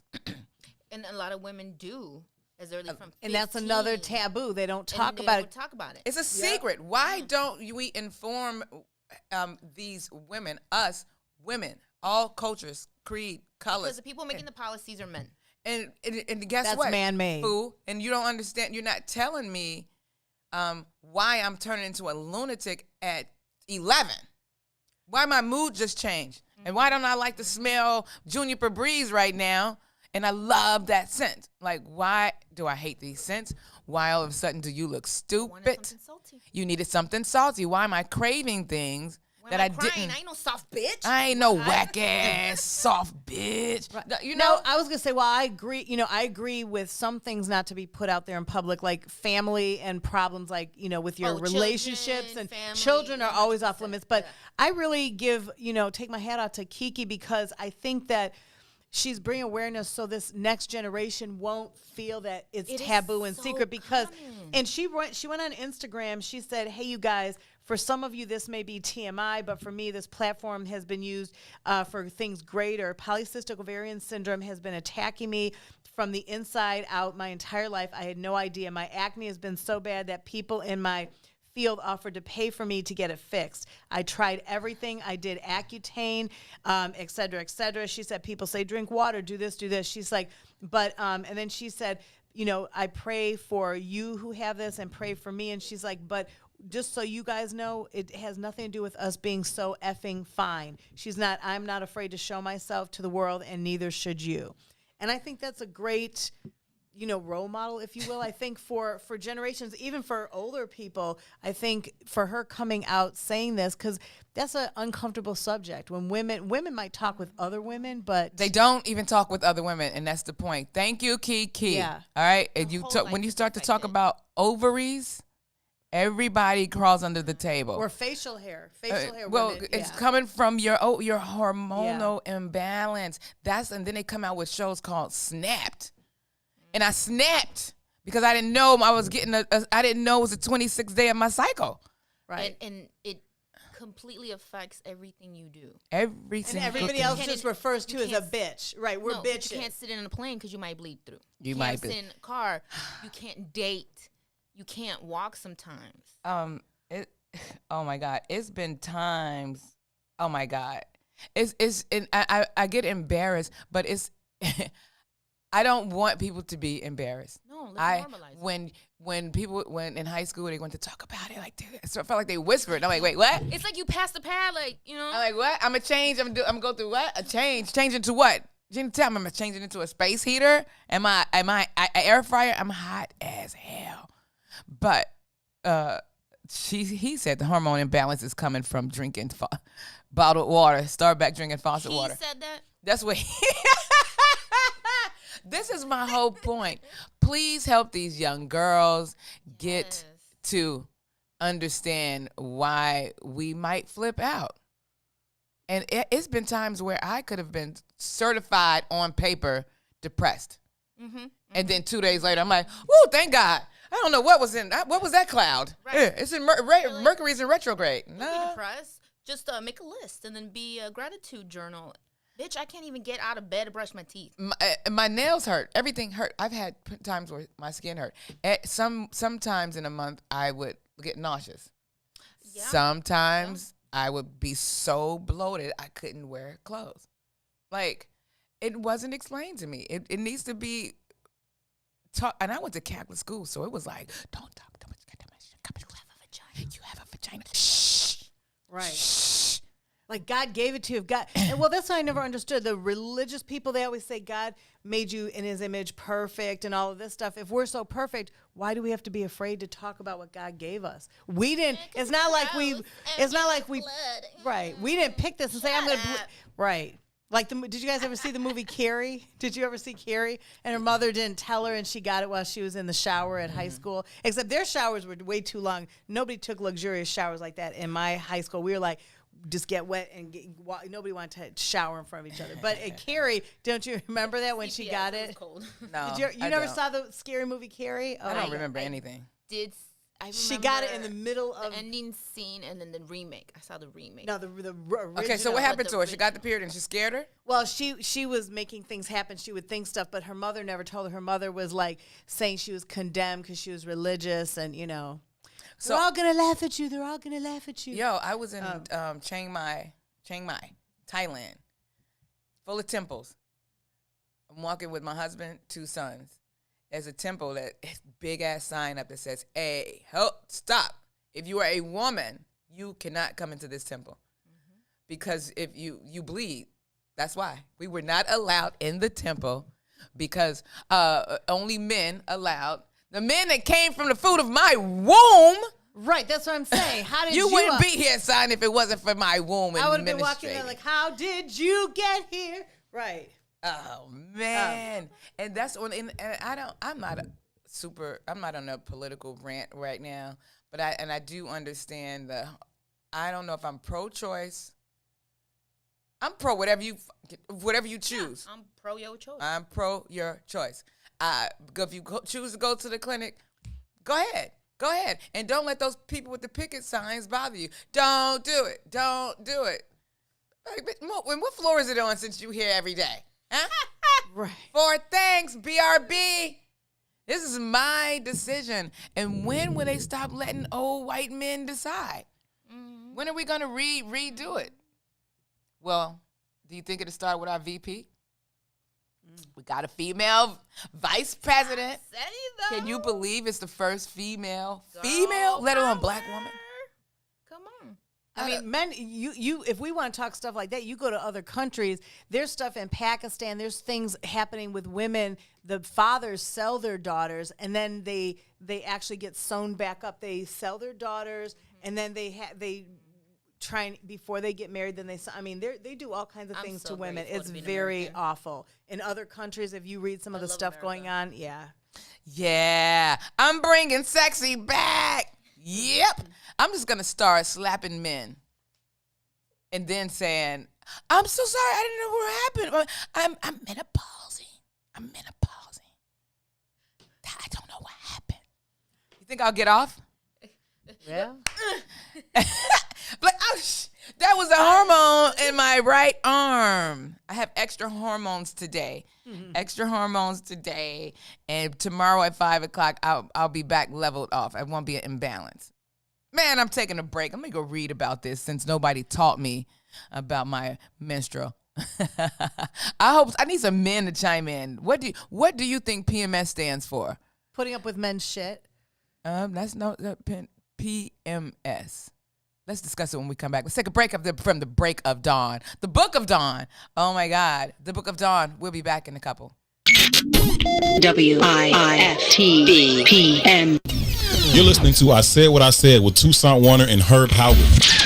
We have a very, very special guest, man, joining us on today's show. Walter Beach, he's my godfather and one of two of the dopest black men I've met in my entire life. This is how I always introduce myself. I'm black in attitude, I'm black in behavior, I'm black in belief and thought, and I'm African in spirit. I accept and acknowledge the fact of my African self being intuitively and have developed the cognitive strength to function as a black man in America. As an African black man, my hypocrisy manifests as silent rage. I must decide what my relationship to racism will be.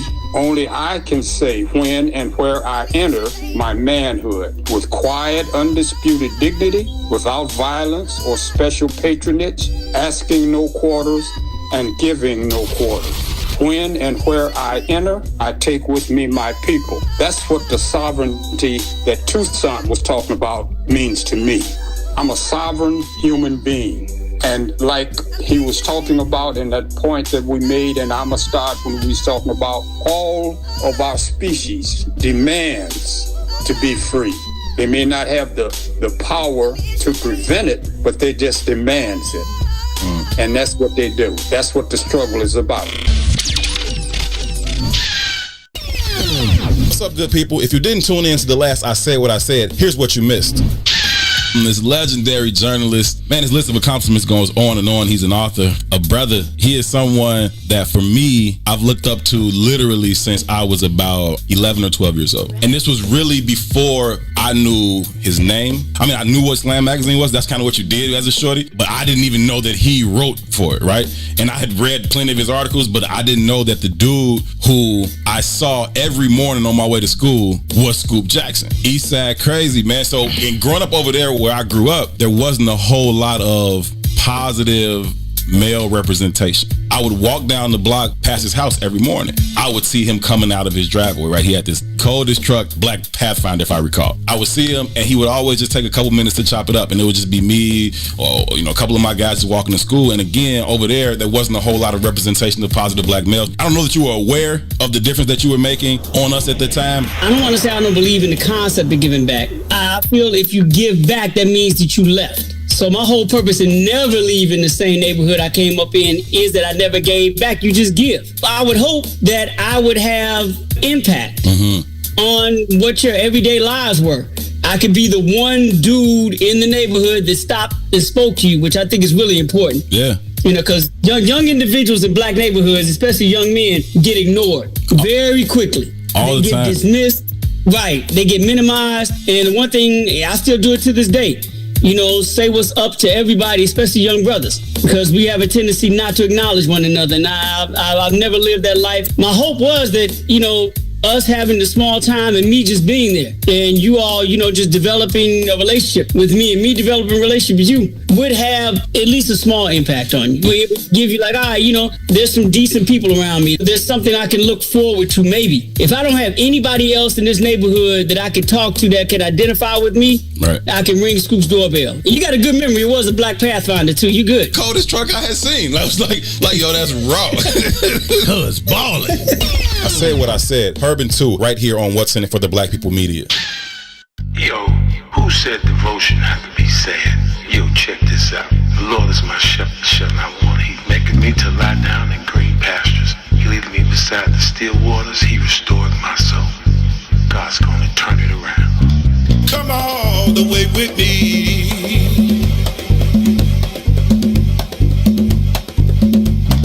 Don't leave me now.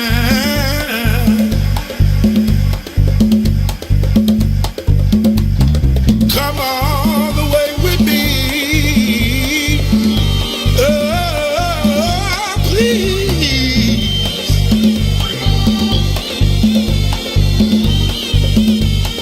Please. Please don't leave me now. Please don't leave me now. Please.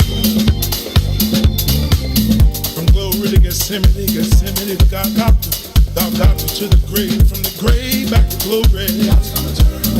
Glory to Gethsemane, Gethsemane to Golgotha, Golgotha to the grave, from the grave back to glory. Glory to Gethsemane, Gethsemane to Golgotha, Golgotha to the grave, from the grave. Glory to Gethsemane, Gethsemane to Golgotha, oh, Golgotha to the grave, from the grave back to glory. Oh yeah, oh yeah, oh yeah. Come all the way with me. Don't leave me now. Come all the way with me. Oh, please.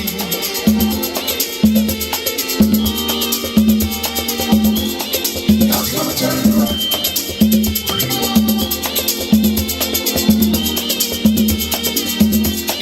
God's gonna turn it around.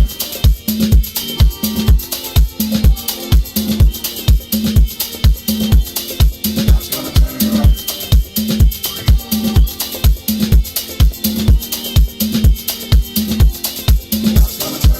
From glory to Gethsemane, Gethsemane to Golgotha, Golgotha to the grave, from the grave back to glory.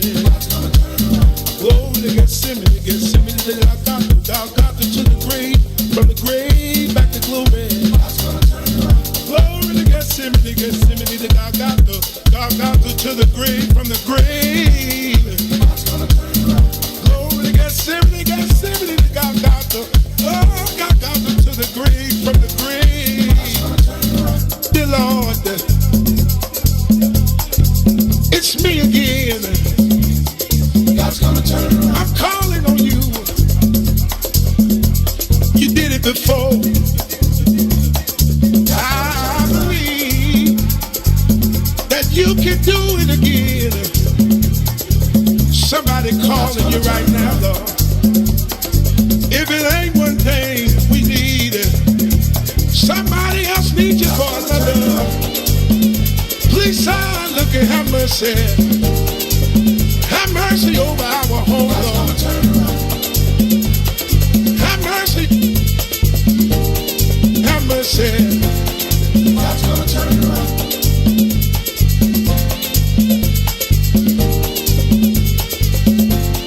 God's gonna turn it around.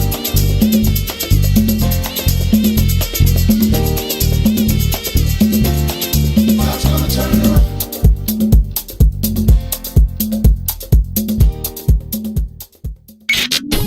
WIFTV-PM. Tamika Scott.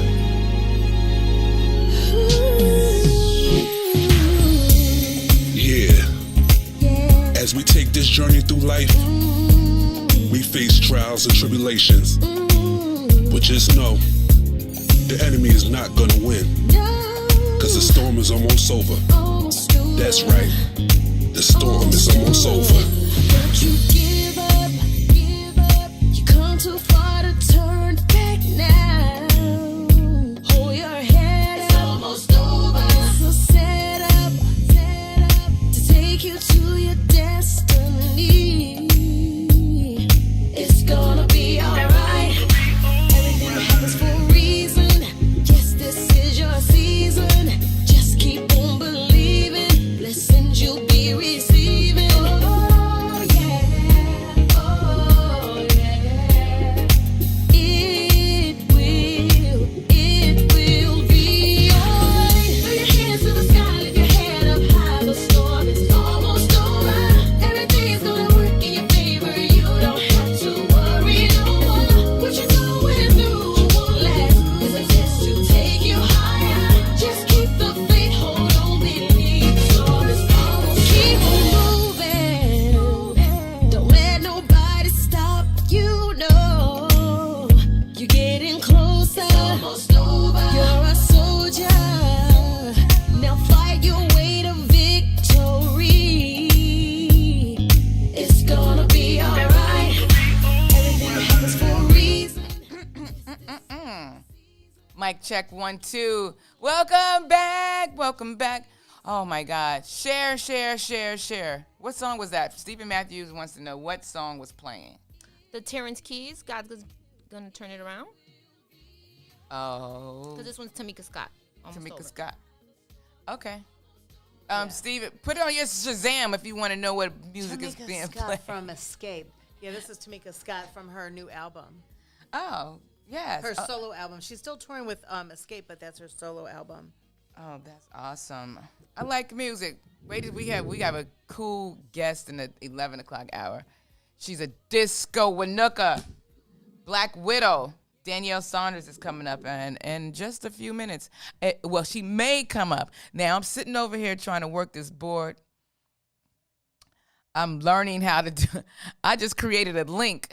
Danielle, text me if you got it. Let me see if she got this link. Otherwise, I'm going to be standing here, sitting here on the Book of Dawn, talking about absolutely nothing for another hour.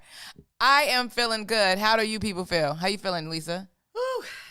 Yeah? Feel good, yeah. Feel all right? Let's go. How you feeling?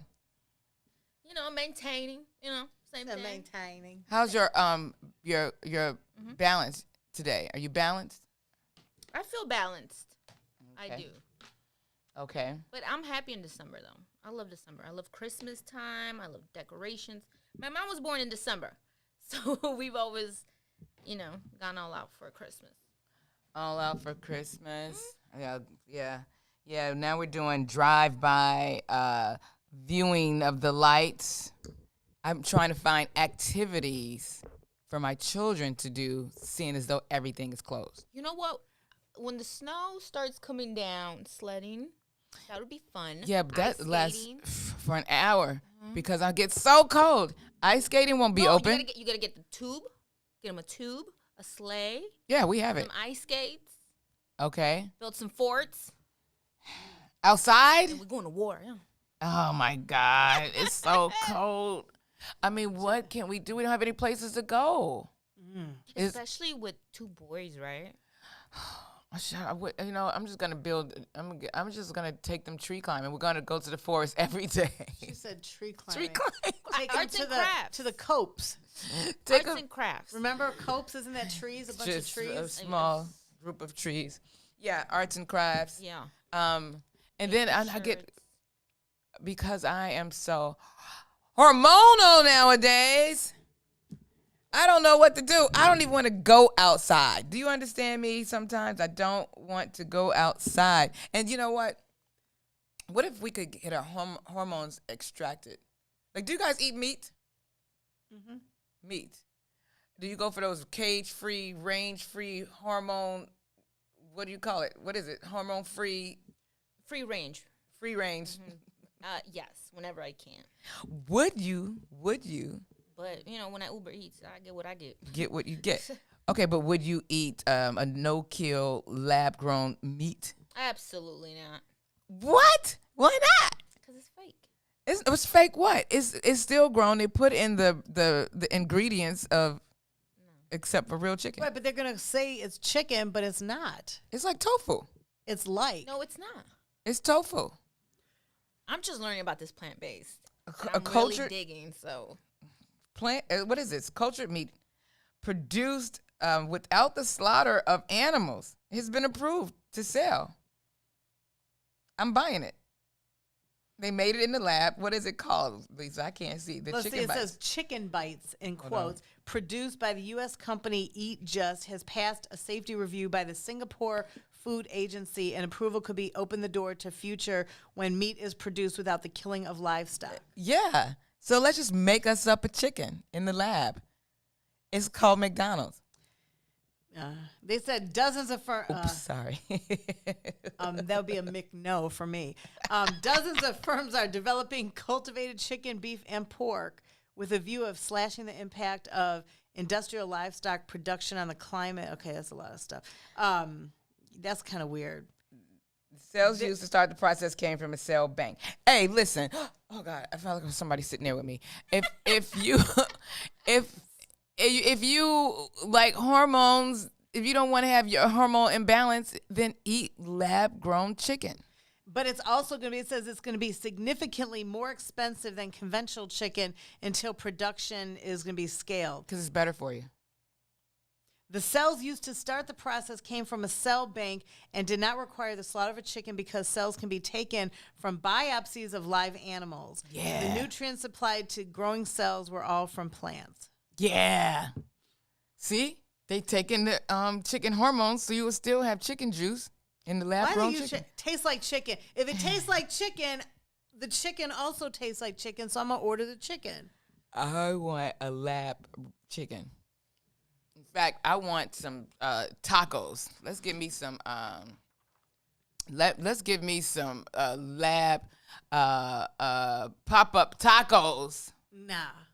All right. I'm going to go to Sissy and get some real tacos. Are you ready for the authentic, delicious street tacos on the south side of Chicago? Not lab-grown, but cooked by Sissy at 312 East 75th Street. Today and tomorrow, as there's a pop-up bar. Pop-up bar, 312 East 75th Street. Enjoy jerk chicken, sriracha shrimp, and blackened salmon tacos. And don't forget to ask about their Rome walking tacos. What's a Rome walking taco? Probably chips in a bag with meat on it and cheese. Sissy street corn. Oh, I'm going to get some corn. In fact, I'm stopping by there because they have children's meals, and it comes with a special prize. And you're bringing me the special prize tomorrow, right? I'm going to ask Card and Ethan if I can bring Lisa E. the special prize. I like prizes. I even like I like the bottom of cereal boxes still. I'm like a little kid. Okay, well, SissyTacoBar.com. Do you still go and sign up and get updates for free tacos and purchases and free? And I'm going to ask him if he's going to start buying lab-grown chicken. I doubt it. I'm going to eat it. When is that going to even come to the U? Well, it's in Singapore, right? It's in Singapore. It's in Chinatown. It is at that little bitty store on East 39th Street. I'm sorry. I'm being ridiculous now. What else do we have? Did Danielle get the link? Because we have Black Widow coming up in about 10 minutes. We're just going to talk about some Chicago disco, some Chicago music. I wish that we can get her song. She has this song called Love Manifesto. O.M. Jesus. That's a love song. We'll probably try to get that up. We'll probably try to get that up. O.M. Jesus. That's just what I do. What else do we have? At 10:50. Pardon me, guys. I'm learning how to do my own thing around here. Breaks, guests, welcome back. Is it time for a break? Because I'm on a struggle bus right now. Nope. She said the struggle bus. Yeah, it's just like you're sitting in here, right? And then I'm trying to come up with things that I wrote. You know what? Sometimes when you write things out, right, you don't know how fast they can go until you actually start reading this shit. So now that's like going on stage as a comedian. They tell you go up there and do a 15-minute set. You wrote 8 jokes. They're supposed to be 3 minutes apiece. Whatever. You think you got 25 minutes. Right. But then you go up there and you didn't get the laughs you wanted. And now you've used all jokes in 5 minutes. So, so have they ever told you to stretch it? Because, like, I know when they do the little light on you, that means, hey, that's my time. Late or... Yeah, like, but if they want you to stay, and you get paid for so much time, they tell you stretch it? No, you know what you're doing. You go up there for a 15-minute set. If they say stretch it, then it's because maybe another comic isn't there. They only tell you to stretch it if somebody isn't there. Okay, but I'm saying, if you've come out early out of yours and you think, oh gosh, what am I gonna do? So you already know. I don't pull the ripcord. I just figure out something else in my joke repertoire. But this isn't the same. I mean, I could talk about living in the any military. Are you guys any military in the building today? No, but I'm always looking for a few good men. Mm-hmm. Oh, Lord. We're going to do a dating segment, too. At 11:30, we're going to do a Zoom speed dating. With who? No. Yeah. Yes, I'm doing it. I need to find love. I know. So let's look up. Let's see who's on. Let's see who commented in the last couple days. And so when I'm looking at this screen right here and it says bring them on camera, am I able to do that? So that's something we would take a break, and then we would do that behind the scenes. Oh, I didn't know if we could do it from the Facebook. Absolutely. So I am going to take a break. I'm taking a break. You are watching and listening to The Break of Dawn. Damn. The Book of Dawn. I'm Dawn B. Filling in for the fabulous Dawn Millhouse. Sitting with Lisa E. and Esco. We'll be right back. WIFTBPM. Introducing your trusted source for high-quality black emojis, better known as Blackmoji. We believe black is beautiful, and that beauty should be reflected in the digital market. Now there is an app that does just that, starting with Black Greek letter organizations. Blackmoji D9 offers more than an emoji app. It is a cultural experience of black excellence. Download the app in the Apple or Google Play Store to access a specially curated catalog of emojis representing the Divine Nine. Use the emojis to celebrate Black Greek events, acknowledge current events, support social causes, and learn about esteemed Black Greek members who blaze the trail of Black history. A portion of every subscription goes toward a scholarship fund specifically for members of Black Greek letter organizations to help keep the legacy alive. Download the Blackmoji app today.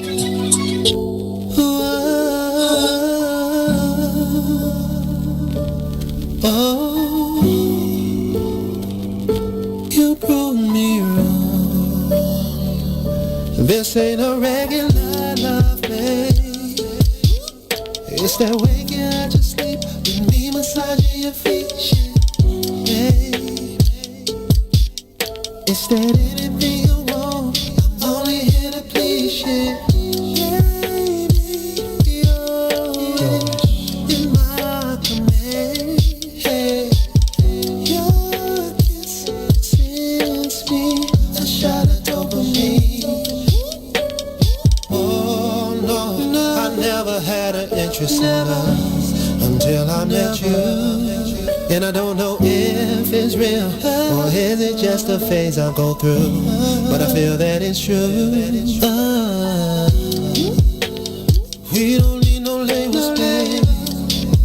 What we got is something different. We don't need no labels, babe. Lady, we don't need no labels to show that what we have is something special. For sure, I don't feel it's a one night. It's that look you in your eyes, make love in paradise. I want lifestyle. It's that sweep you off your feet, give you everything you need. That's what I'm feeling. It's that don't pick up the phone, cause we wanna be alone. And I never thought I'd feel this way, then you came along and proved me wrong. No, I never had an interest until I met you. And I don't know if it's real, or is it just a phase I go through. But I feel that it's true. We don't need no labels, babe. What we got is something different. We don't need no labels, babe. Lady, we don't need no labels to show that what we have is something special. To show. Since you came in my life, I see so clear now, yeah. You're so special, you're so special. No need for labels.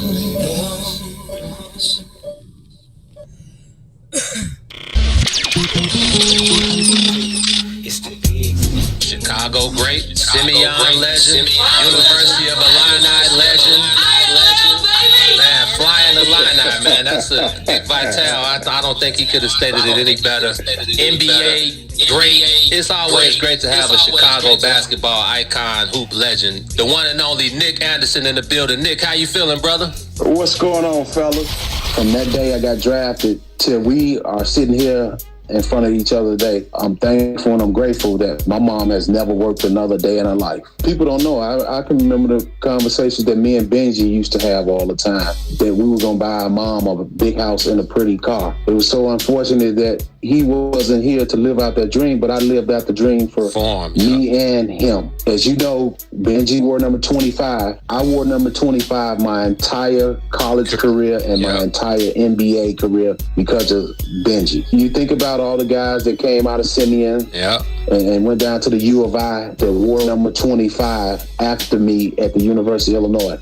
And then you have to give love to Newt, Juwan Howard. He wore number 25 at Michigan. We carry that name on. That legacy is still being carried today. It is. It absolutely is. You see D Rose wearing 25 now. It's special. That means something to me. And that's something I will always carry with me. The guys at Simeon that wear 25, all of the guys at Illinois, Deion Thomas, Brian Notary, all of those guys up until now, and like you said, in the league, we see Kendrick Nunn. Jabari had number 25 stitched in his shoes when he played for the Bulls. Yes, sir. It's a Chicago thing, man. I feel like we wear Benji, however we can represent Ben Wilson, we do it. I remember Common, one of his famous albums, I think it was One Day It'll All Make Sense or something, and he had a whole 4 bars about Ben Wilson, and it kind of just took me back. It's like anytime you hear a new Ben Wilson story, or anytime you hear the name Ben Wilson,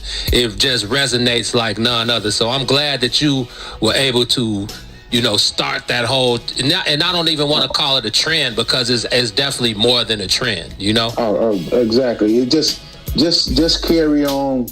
One of the greats, one of the special ones.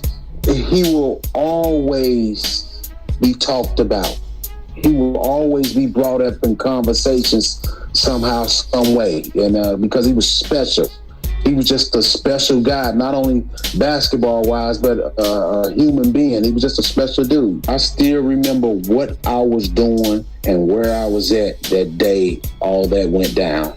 I remember it like it happened yesterday. I just can't forget it. Being outside, like across the street at the candy store or something when all of that went down. Yeah, man, I remember it just like it was yesterday. And the way how dark it got in a few seconds, it was, just to think about it, man, it just brings a dark cloud over your head.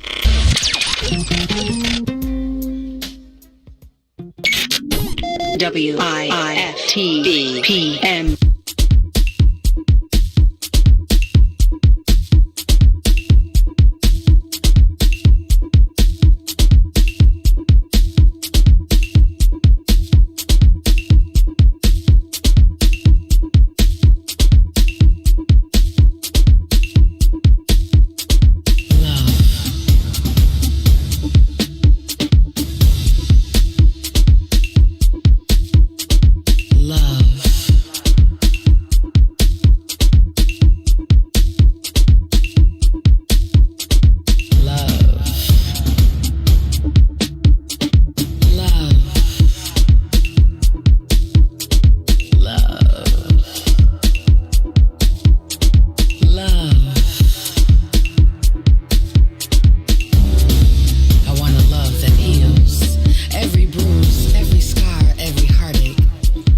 Love me like your life depended on it. Love me like my heart holds the antidote to every ailment in your soul. Love is an action, a verb, a responsibility. The act of placing another's heart inside your hands and guarding it fiercely. Freeing, healing, liberating. It's protection from life's cold. Warms the soul, refreshes the spirit, rejuvenates the mind.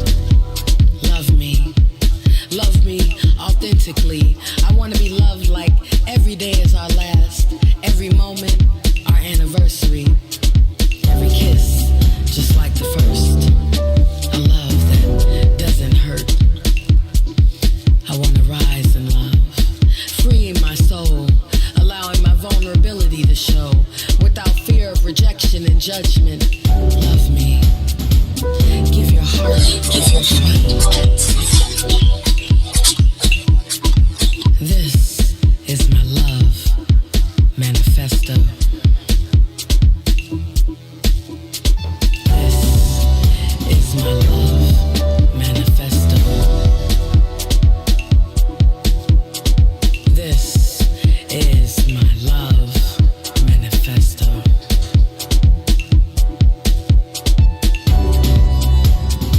This is my love manifesto.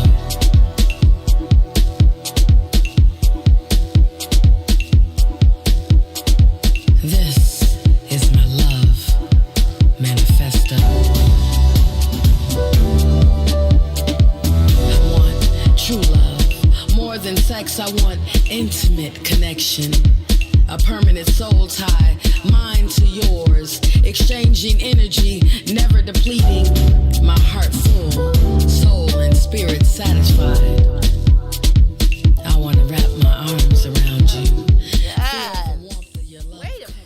Yes, my love manifesto. Oh, my house has make some noise. Oh my God. Oh my God, I went through some emotion. My body. That song right there. I love that. That song right there single-handedly put me back in the game of loving disco. That was a song by, now let me make sure we're doing this right, Esco. We put this together, Lisa E. We trying to figure out this platform to bring in the guests. Ourselves. So we see her, right? We see her. She's on my screen, your screen. Great. Now, she looks amazing. Now, how do I hear her? Say something. Say something, sis. And unmute. What's well, up? she might have her phone muted. Hey, girl, hey. I hear something. Can you hear me? I can hear you. Yes. Hey, y'all. Is it feedback? Yeah. Well, I don't know what to do with that. Her volume needs to be down. That's her. Tell her to turn her down. Turn her volume down. It's like a bad feedback. How's that? Huh? Mic check, 1, 2, go. Mic check. Mic check. That's good. Hello, Danielle. How you doing today, sis? I'm good. I can't complain. What's up, everybody? This is Listen. This is one of my homegirls right here, right? So it's going to be hard for me to intro her properly without just doing all the randomness. So Danielle, please introduce yourself and don't hold back, sis. Go. Okay. Well, my name is Danny Sanders, but I musically go by the name of Black Widow. I am a writer, journalist, entrepreneur, and spoken word recording artist. Exactly. Now, we just came in from the break. We're listening to Love Manifesto. Danielle, is that song released to the public? What'd you say? We just came back. When we came back from break, we played the song Love Manifesto. Okay, I can hear you. What'd you say? Oh, my God. Love Manifesto. You just want me to say the name of your song a bazillion times, sis. Love Manifesto. Is it released or is that a private song you sent us? No, that is an official release that is out on all streaming platforms, TrackSource. There's a music video. It's out here. I know. I'm front. Because I got it. Look, Esco is super excited about it. We just danced to that. Danielle, that made me feel. I'm sorry, Danny Saunders. I'm saying the 8th grade name, Danny. I know, right? Okay, so that is how many songs do you have out? Right now I have 5 total. Are they considered disco tracks? They are all house tracks. I work under Terry Hunter, Grammy-nominated DJ and producer, his label, T's Box Records. So I make house music. House music all night long. Say what? Now, see, I just call it disco. Is there a difference between disco and house music? House music, we say good music is good music, but house music does have a bunch of different genres. So there's your classic disco, there's your Afro, your soulful. Oh my God. My songs are usually under the Afro or soulful category, but it's still all house music. House music all night long. Now, you and I are the same age, okay? How did you go so far into the disco? Because I felt like disco era ended in 93. Did it end? Nah. Never ends. No, it's so funny because around that time, I guess you would say the heyday of house, where the Warehouse and all those places I was too young to actually go to, those were winding down, but house music never ended. But at the same time, you had hip hop rising up and gaining mainstream appeal. But house music never went away. It's always been here. And you've especially also in Chicago. I know, and I'm very familiar, of course, with you. And you also are the official blogger for like the Chosen Few Picnic, which is like 8 gazillion people that come out. That's like the picnic of the century, correct? Yes. I've been their official blogger now for the past 3 years. So we start usually in May with the Daily Plaza lunch break hour parties, and I cover everything all the way till the day after the picnic with the closing party. So that's a lot of fun. I'm hoping we can do it this year, 2021. Yeah, I hope so too. I don't know. I just want to see people I haven't seen since Yes. 83. And Danielle, like I've seen you at these parties. Now, in my opinion, you have become the disco queen. And when I watch you dance I watch her dance, I'm like, damn, does she know the DJ? Did she take some mushrooms? Does disco move your body? Look, Esco, is it moving your body too? I can't control it. Move your body. Right. Because we got to have house music. What does house music do for your soul? That house music for me in a lot of ways is a very spiritual experience. So I feel the music, the lyrics, the words, the beats, and it's always been that way. It's just one of those genres of music that just allows me to release whatever I'm feeling, whatever stress that I'm feeling for the day. It's nothing like going to a club or to a party and just letting it go on the dance floor. And house is one of the few genres of music where you can still do that. Yeah, house music, it seems like one song could be 15 minutes long. Is it just me? Because I'm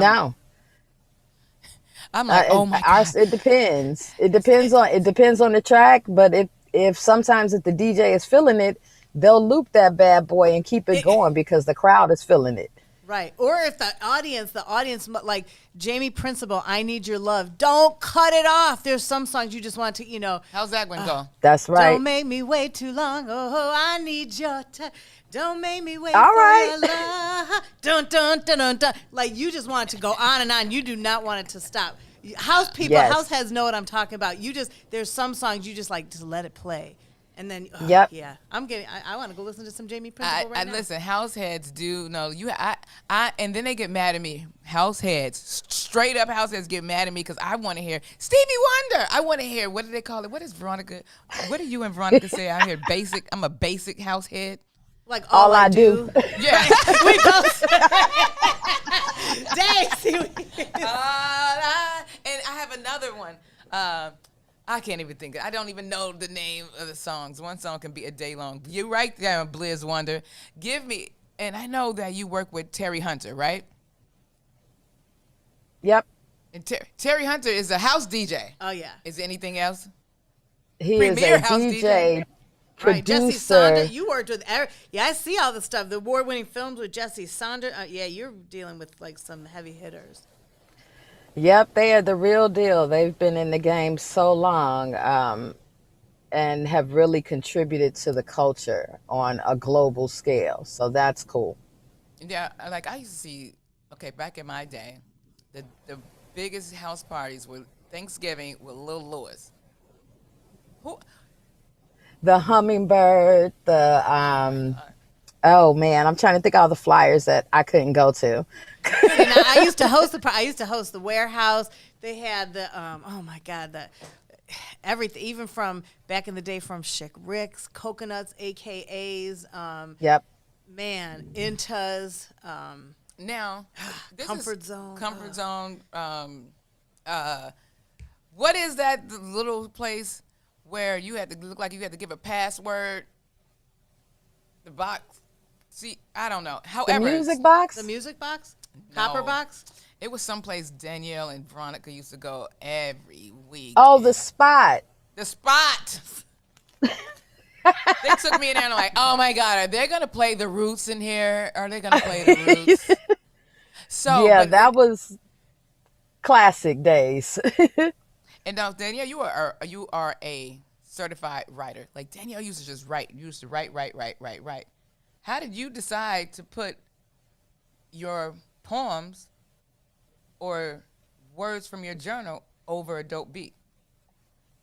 That was at the urging of a friend. I actually did a poetry show. I did an erotic poetry show when I was first starting out, just kind of as a dare to myself to see if I would be scared of speaking in public. And then a few months later, my friend who happens to be a DJ Alicia, she was getting ready to play at one of Terry's parties. It's a party called Bang Sundays at the Shrine, which is a weekly party that happened, on South Loop every week. So she was getting ready to play. We were at her house just sipping on margaritas, listening to music. And she was like, remember that poem you did a couple of months ago? You should do it over this track, and I'm going to play it tonight. So we kind of did it jokingly. We made the track, and that night she played it, and the club went up. And from there, she wound up sending it to a producer and chosen few DJ, Mike Dunn, who decided he wanted to record it and put something out. So it really happened very randomly. It was not planned at all. Oh, that's some organic right there. Who did you say played that for you? Mike Dunn. No, when she was sitting around drinking margaritas. What DJ was that? You know how we do. DJ, was it, did you say DJ Alicia? DJ Alicia, who is one of the dopest female DJs in the city. So she was playing for her birthday and... All right, okay. That was great. Alicia, big ups to Alicia, because when I say you and you listen to it, you just reminded me it's erotic, right? Erotic poetry over a house beat. How do you now, when you perform, how do you get that same energy? Like maybe you're not feeling sexy that day. I make sure I have to. So it's really in the outfit. So as long as I'm dressed very sexy, then I'm able to kind of put that out there, because it's all part of the performance, how you look, how you feel, when everything's on point, the outfit, the makeup, it kind of turns you into an alter ego. So that's who Black Widow is. She's an alter ego of me. Okay, Black Widow, sexy can I? Oh, Sonia, I have some people that want to ask you a couple questions. Have you performed anywhere that you were surprised house music was a thing? Have I performed anywhere where? Okay, where you? Any place you performed that you were surprised that your vibe was accepted so well, like out the country. No, because they've pretty much been house music events, even winter music conferences and things like that. They've been centered around house music. Okay. Now let me explain to me how Terry Hunter said, "I want you, sis." Well, Terry, like I said, is the label owner of T's Box Records, and Mike Dunn works with him quite a bit along with some other DJs. So Mike actually brought my vocals to Terry along with the track with DJ Alicia and said, man, we should put this out. Listen to this. And Terry only knew me as the girl who would come to the club every week in a corset dancing around. So he had no idea. Yeah, he had no idea that that's what I wrote or that I did poetry. So they kind of saw me with new eyes. I went from being the girl at the club to the girl that they wanted, to work with to do spoken word over house music, which isn't done a lot. Mm. Okay, big up to Terry Hunter. Terry Hunter's awesome. And Mike Dunn has got to be funky. That's my dude. Yes. That's the first thing I thought about when I heard the track. I was It's like, gotta this is be funky. spoken word. Spoken word over yeah. house. Yeah. Yep. I was right. You was right. That's a dope. Yep. Dope. That's dope. And I mean, and you are a woman of many talents, though, because I knew. I'm gonna bring up. Can you stick with us after the break, Danielle? Yeah, I got you. Because I want to talk about you writing, like, different avenues of writing. Because this girl works for a newspaper, too. So let's chill for a second. You are tuned into the Book of Dawn. I'm Dawn B. Guest hosting for Miss Dawn Millhouse. We'll be back in a couple minutes. Stick around. WIFTBPM. Minding our black-owned business. I have a good friend with us this morning. I'm so excited. Jonathan Swain is here. KimBarkBeverage.com. We tend to talk about business a lot. We both are in family businesses. Was this the plan? Because you are second generation business owner. Yeah. No, actually, I'll talk about it from my father's perspective and I'll talk about it from my perspective. His perspective, he did not want me to be in this business. The liquor business has a sordid history. They call it a sin business. I mean, it's less that now, but it had a very sordid history. He didn't want me to do this. He wanted me to go off to school. My father was the first person to fire me at 9 years old. I was supposed to be at work at 11 o'clock and I showed up 5 minutes late, walked me outside and fired me. And I'll never be late again. So I appreciate him for that. I walked home. My mother said, well, what happened? I said, Dad fired me. What happened? I was late. He said, well, you got fired. You're late. You can't be late. Told you to get up and leave. My side of it, in many ways, I have a very unique rearing experience in that I've never seen my father work a job. So when I was born, my dad was an entrepreneur. Growing up, I'm going to own my own business. I'm going to be in business doing something, controlling my own destiny in some ways. In particular, my father's generation relative to us, there's not a lot of information transfer about how that works. Mm-hmm. And there's not a lot of context. It's kind of, I'm going to keep you away from the struggles I had so you don't have them. But in not seeing the struggles, you don't know how to get through the struggles. But as I've gotten older and we developed a relationship and talked about it, I began to understand a lot of the bumps and the bruises and the challenges and what makes entrepreneurship and business ownership not for the weak and weary. All the success I've had in business has been a function of with my parents. As fortunate as I am and people look to my business story, there is no business story but for them and what they did. I mean, my dad was the first black business owner in Hyde Park in the 1970s. Hyde Park, though it's in welcoming and inclusive now, wasn't always that way. Yeah. There are a lot of stories that he would tell us about the challenges that he had being a black-owned business in Hyde Park back in the 1970s. That success comes from their legacy ultimately. You know what? See a bad mother. WIFTBPM.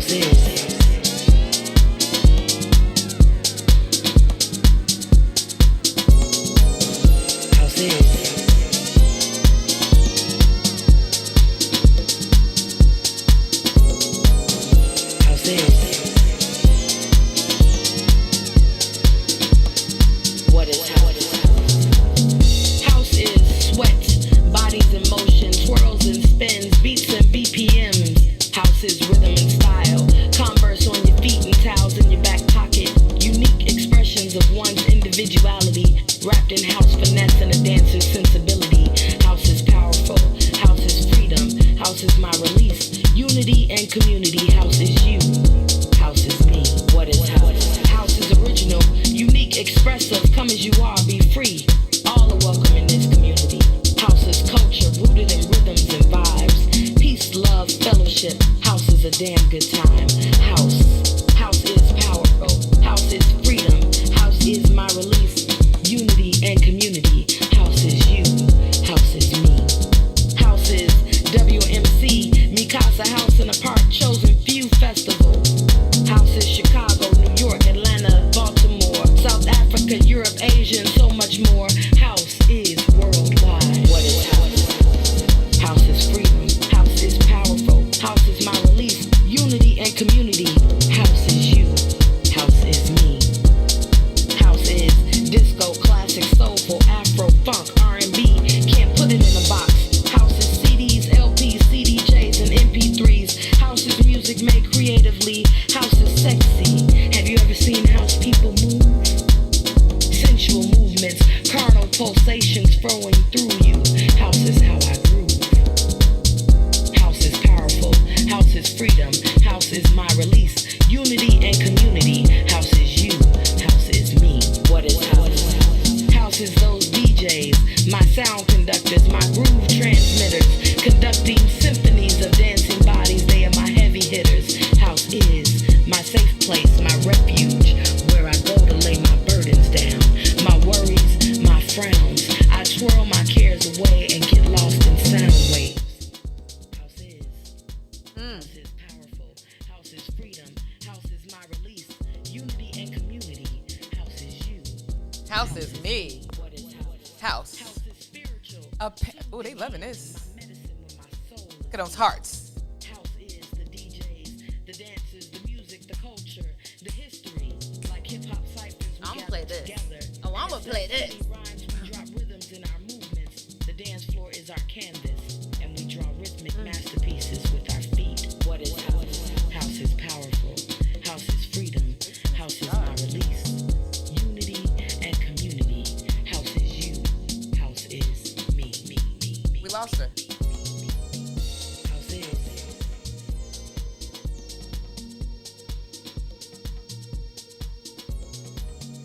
House is.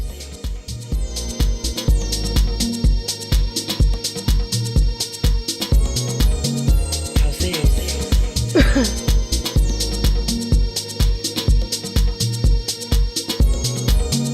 House is.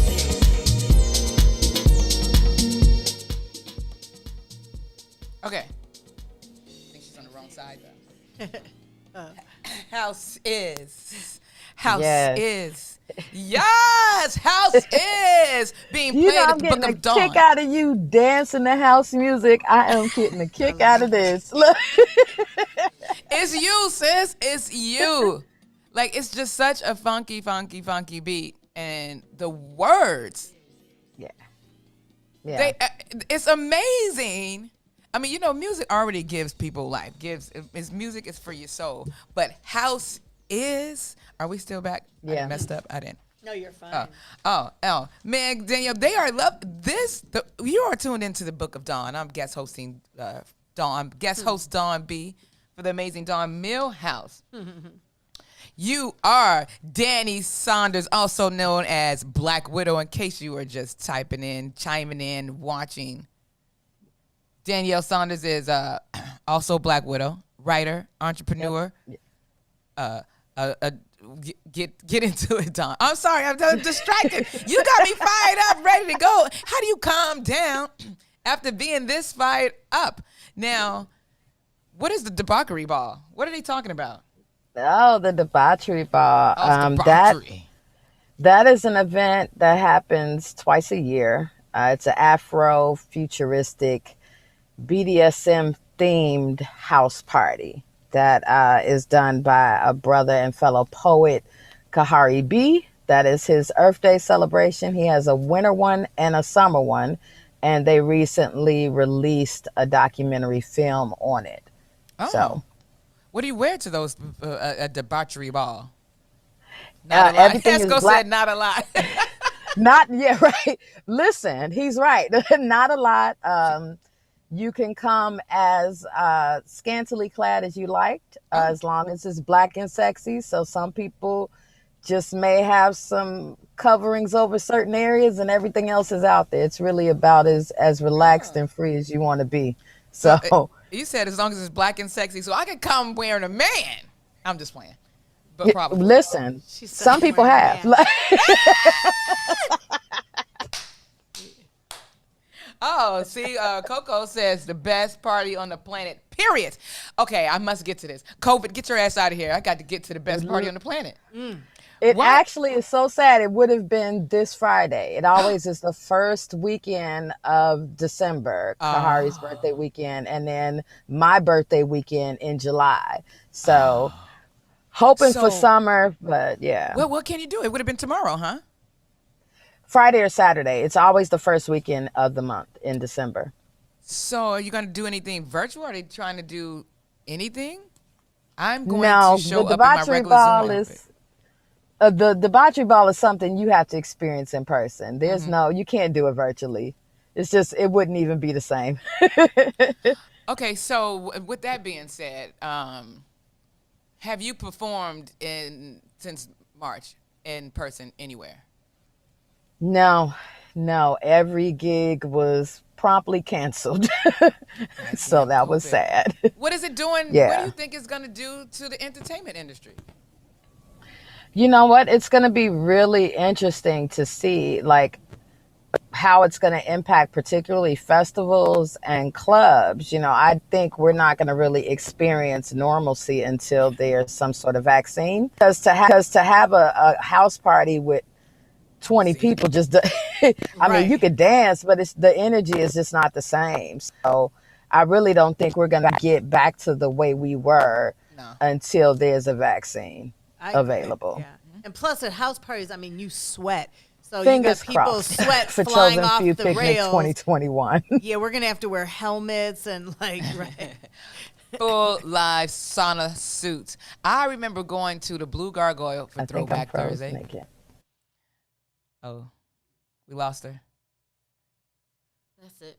No ball, no debauchery. She gone. That was cool. That was Danny Sanders, Black Widow of, oh my God, I don't want to mess up her names. What is it? What's the Terry Hunter's record label? Where's my phone? Oh, we didn't even get a chance to talk to her about the Defender, honey. She writes for the Defender, and she covers events. She does politics, entertainment. That was Danny Saunders, right? Journalist, writer, entrepreneur. She is also the managing director for the Chicago Defender. She covers everything: news, politics, entertainment. The girl is the jam. Such a creative. Wow. Such a creative. Singer and writer. Yeah. But the words. It amazes me to listen to her music. You know, you sit with people and you're like, we chat about love and hip hop or something. And then you hear all this amazingness that she lays down on the track. It is great. Oh, yeah. It's love songs. I will listen to hip hop for an extra hour each week. I mean, I'm sorry. Disco. House. Whatever you call that mess. I mean, not mess. House music. I see it's a lot of house fans tuned into the Book of Dawn. It's Chicago. It is. It's Chicago. It's better than step music. Nah. But you put hip hop in.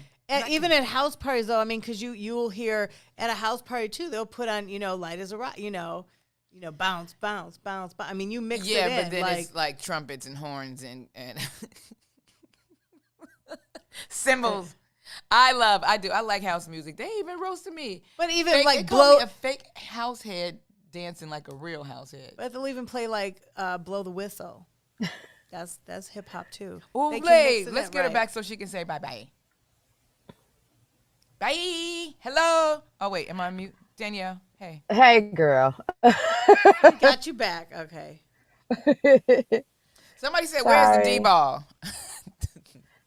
It's always at a secret location that you don't find out until a couple of hours before the actual party. Oh, that is so dope. It is. So it's always a different location each year. Oh, wait a minute. I got to get her in Location. Oh, God. I messed up again. Help me. Did you just knock all of us out? Okay. I knocked all of us. None of us are on the screen now. Okay, why don't you just leave it like that? Okay. Uh-oh. That's okay. We can still hear her talk. Okay, so Danielle. Yes, ma'am. Danielle. Oh, wait. So give me the movie. I want to watch this movie, too, because Brian Hudson said we should check out the movie.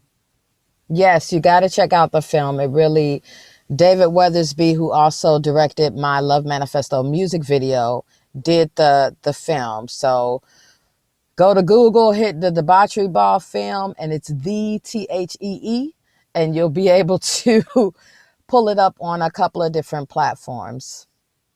And I want to see that manifesto video. It's so cute. Yes. Everybody in there looks like they're in love. Are those actual people you used? Yes, those are all my people, from my mom and dad to my homegirls, Jessie, and her husband, Yaakov, Celeste. Those are all of my good friends. So it was a family affair. Nice. You know, Veronica and Jessica did the hair and makeup, and Viola, shout out to her for hooking up the makeup and styling. It was a great time. And my brain is on, sometimes I can't remember things lately. I think my age is playing a part. But didn't you and I, weren't we at an event together and we were talking? It was either at somebody's house or an event. Was it Jay Armani? Yes. Was it DJ Jay Armani? Yeah.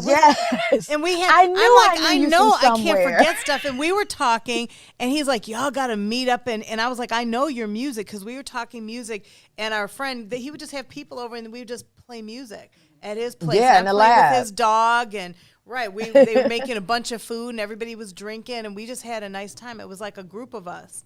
Yeah. I remember that. That was in the lab with Jay Armani. Yeah. Yeah. I was like, I knew. And I was telling Dawn off the air, I was like, I know her and I sat somewhere. I'm like, okay, it couldn't have been at one of the parties I was hosting, because I wouldn't have had that much time to talk while either you were doing something or I was hosting. I was like, I knew. Okay, see? Mm-hmm. I remembered. Love Manifesto is out. What chart is it on? You have 3 #1 songs. Yes. Yeah, that's something I don't take for granted, especially somebody who does poetry. I'm not a singer or anything like that. So to have people dig your music and to hear it played around the world is probably one of the coolest things ever. So I saw somebody take Love Manifesto and put it over a Julie Garland movie. There was a guy in London actually who did it to like Fred Astaire and Ginger Rogers, and it was just like, wow. I said, I love it. It was on beat. It was on time. It was. Put the music over. I love it. Oh, I love it. I want to see it. I'm going to pull it up. And you are part of Black Bloggers? Yep. I'm the president and founder of Black Bloggers Chicago. What? And it's mine. Gene Kelly, not Judy Garland. See, ignorance. I didn't know you were the founder of Black Bloggers, girl. Yep, that is my organization. So we pull a bunch of Black content creators who YouTube, podcasts, blog, and it's a place where they can network, strategize. We teach them how to build their brands and link up with, companies and organizations to promote their products or services. Awesome. We just conjured up Jay Money. That's how we met at his house, and we just conjured him up. We were just talking about. I was like, "See, Jay, we were talking about how we met, and I was like, it was at your house during the lab." So, and we just brought him up in the lab. Okay. What up, That's my Jay? dude. Yeah, he does a lot of my part. Awesome, I love him to death. Okay, now, just can anybody that say, "Hey, I'm a writer. I'm going to join the Black Bloggers blog." Yeah. If you are a new blogger, aspiring blogger, content creator, you can go to the website blackbloggerchicago.com and sign up for membership. And we have classes for people who are just starting out, who don't know even where to begin.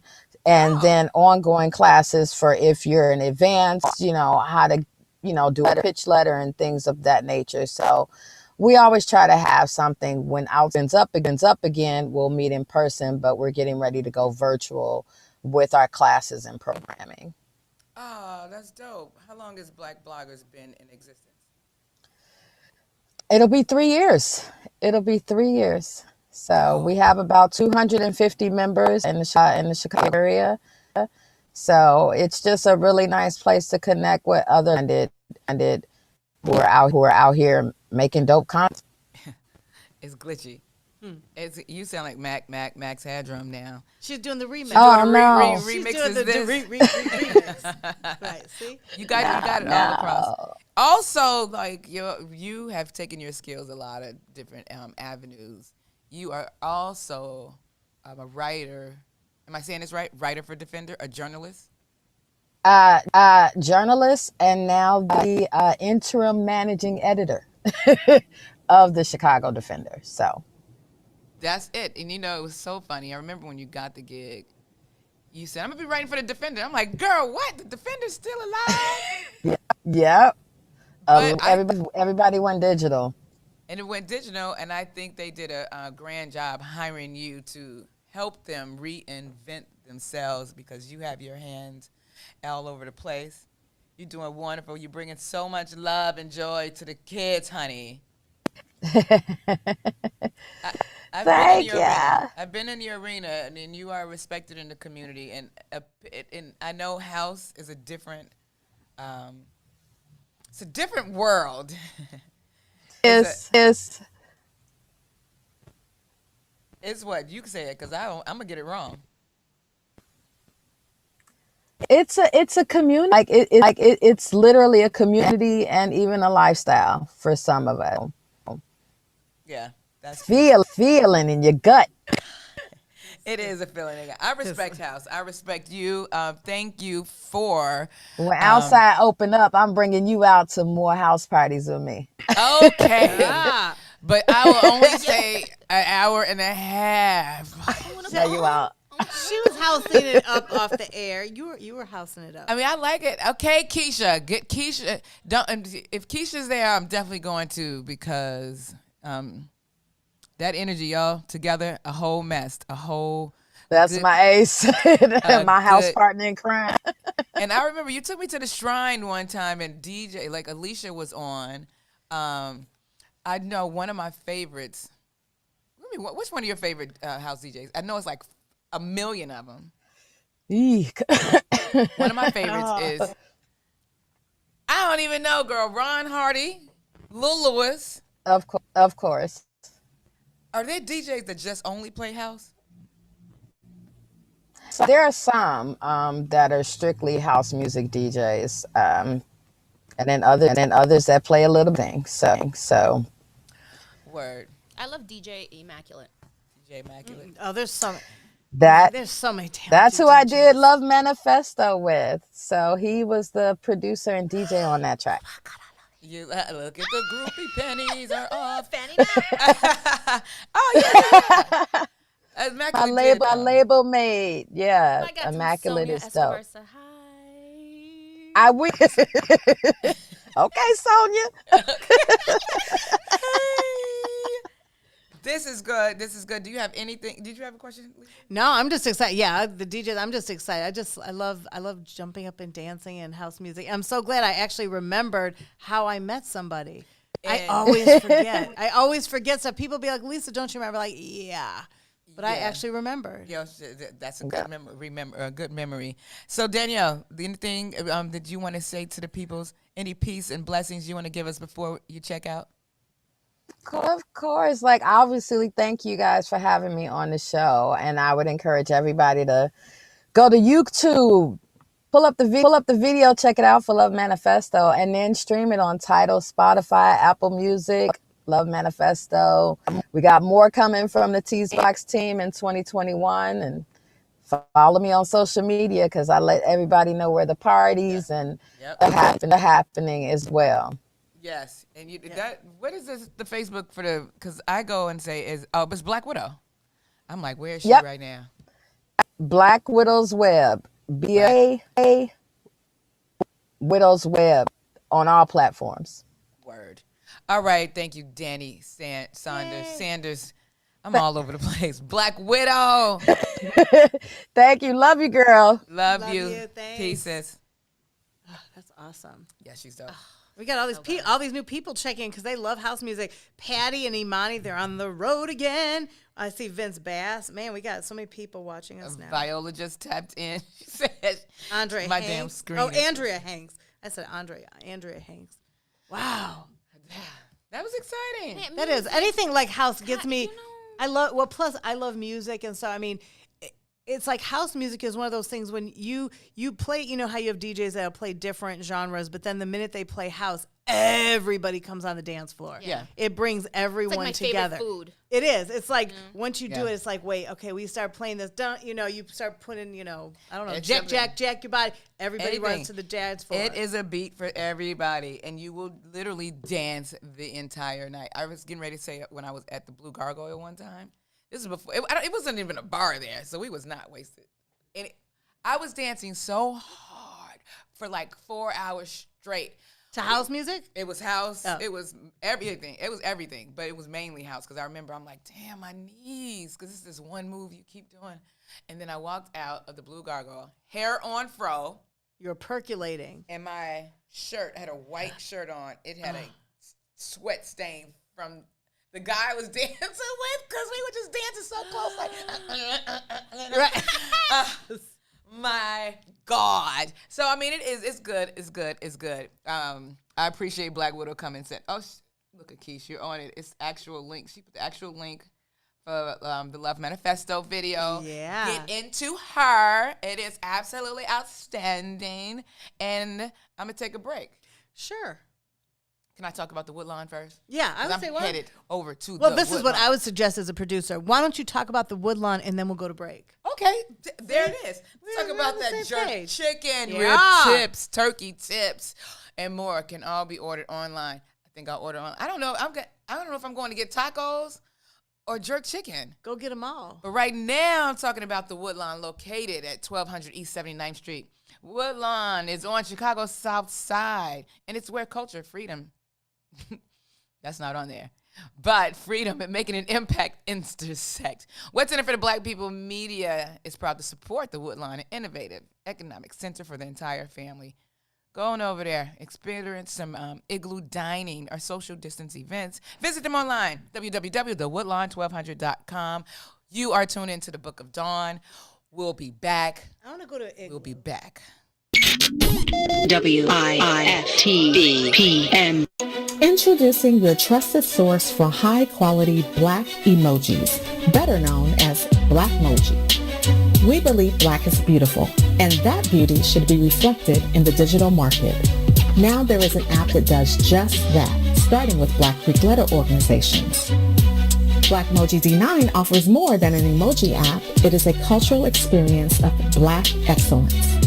Download the app in the Apple or Google Play Store to access a specially curated catalog of emojis representing the Divine Nine. Use the emojis to celebrate Black Greek events, acknowledge current events, support social causes, and learn about esteemed Black Greek members who blaze the trail of Black history. A portion of every subscription goes toward a scholarship fund specifically for members of Black Greek letter organizations to help keep the legacy alive. Download the Blackmoji app today. Shop at Black-owned and operated Solo Beauty, where you are appreciated and respected. Located at 8158 South Cottage Grove, Solo Beauty can supply all of your Black hair care needs. Solo Beauty is open from 11 a.m. to 8 p.m., Tuesday through Saturday.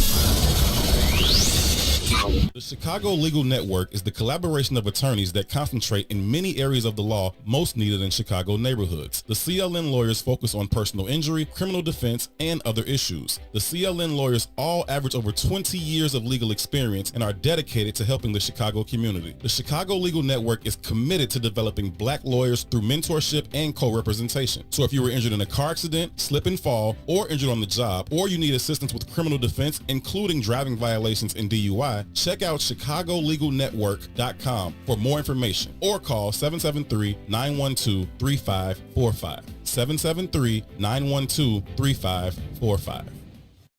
Are you curious to explore the intellectual currents that channel our thoughts and frame our reality?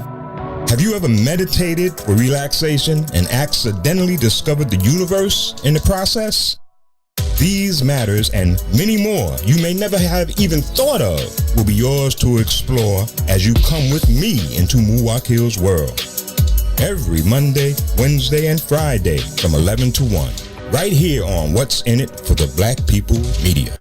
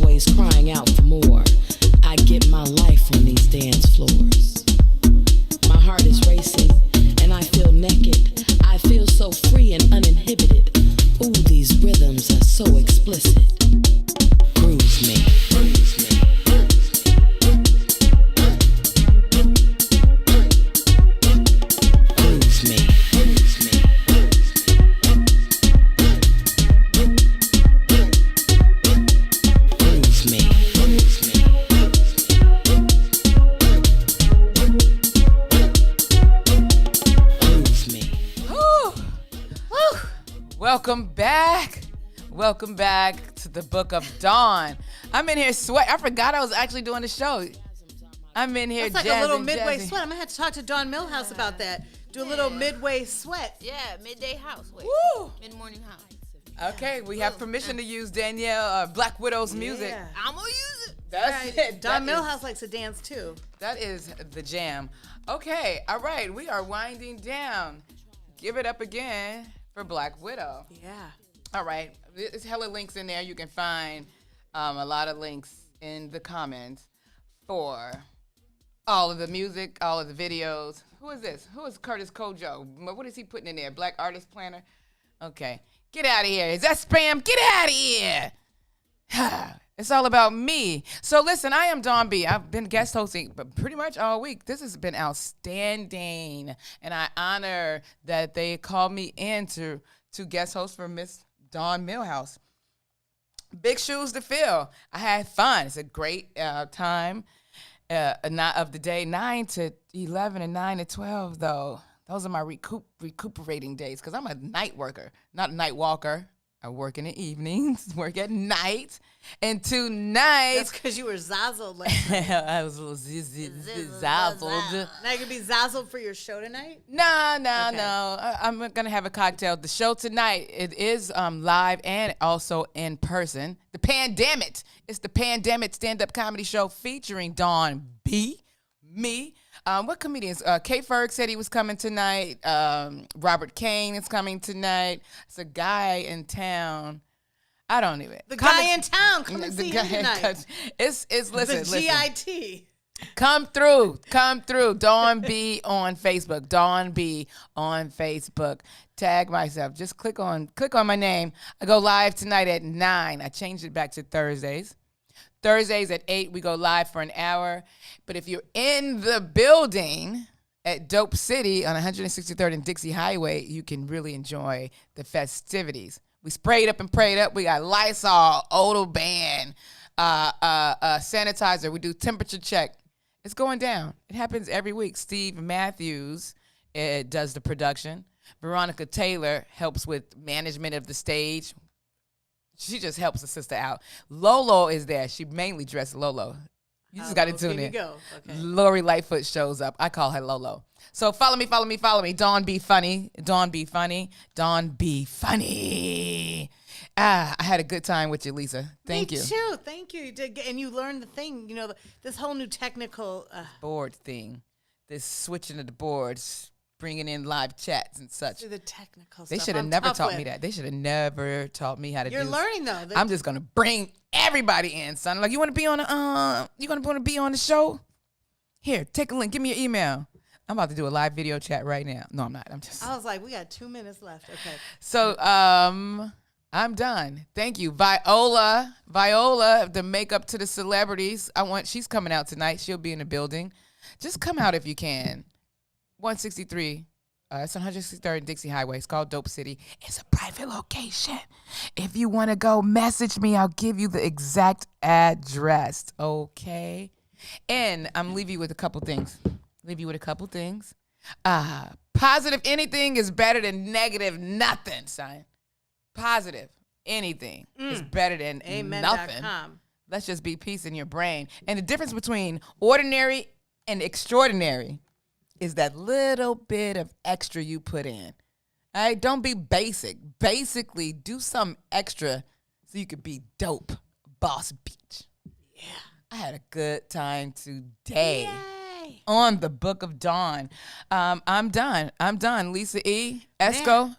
Tomorrow, another page, another chapter in the Book of Dawn. Tomorrow, Friday. Tune in to the Book of Dawn. 9 to 11. It'll be one of the Dawns. Right. We'll surprise you. It's a freestyle Friday. You don't know who's going to, right. But until then. It might be Tony Orlando and Dawn. You don't know. Girl. Until then, be peace. Peace. Positive energy activates constant elevation. Be dope. Be peace. Thank you. Peace and blessings.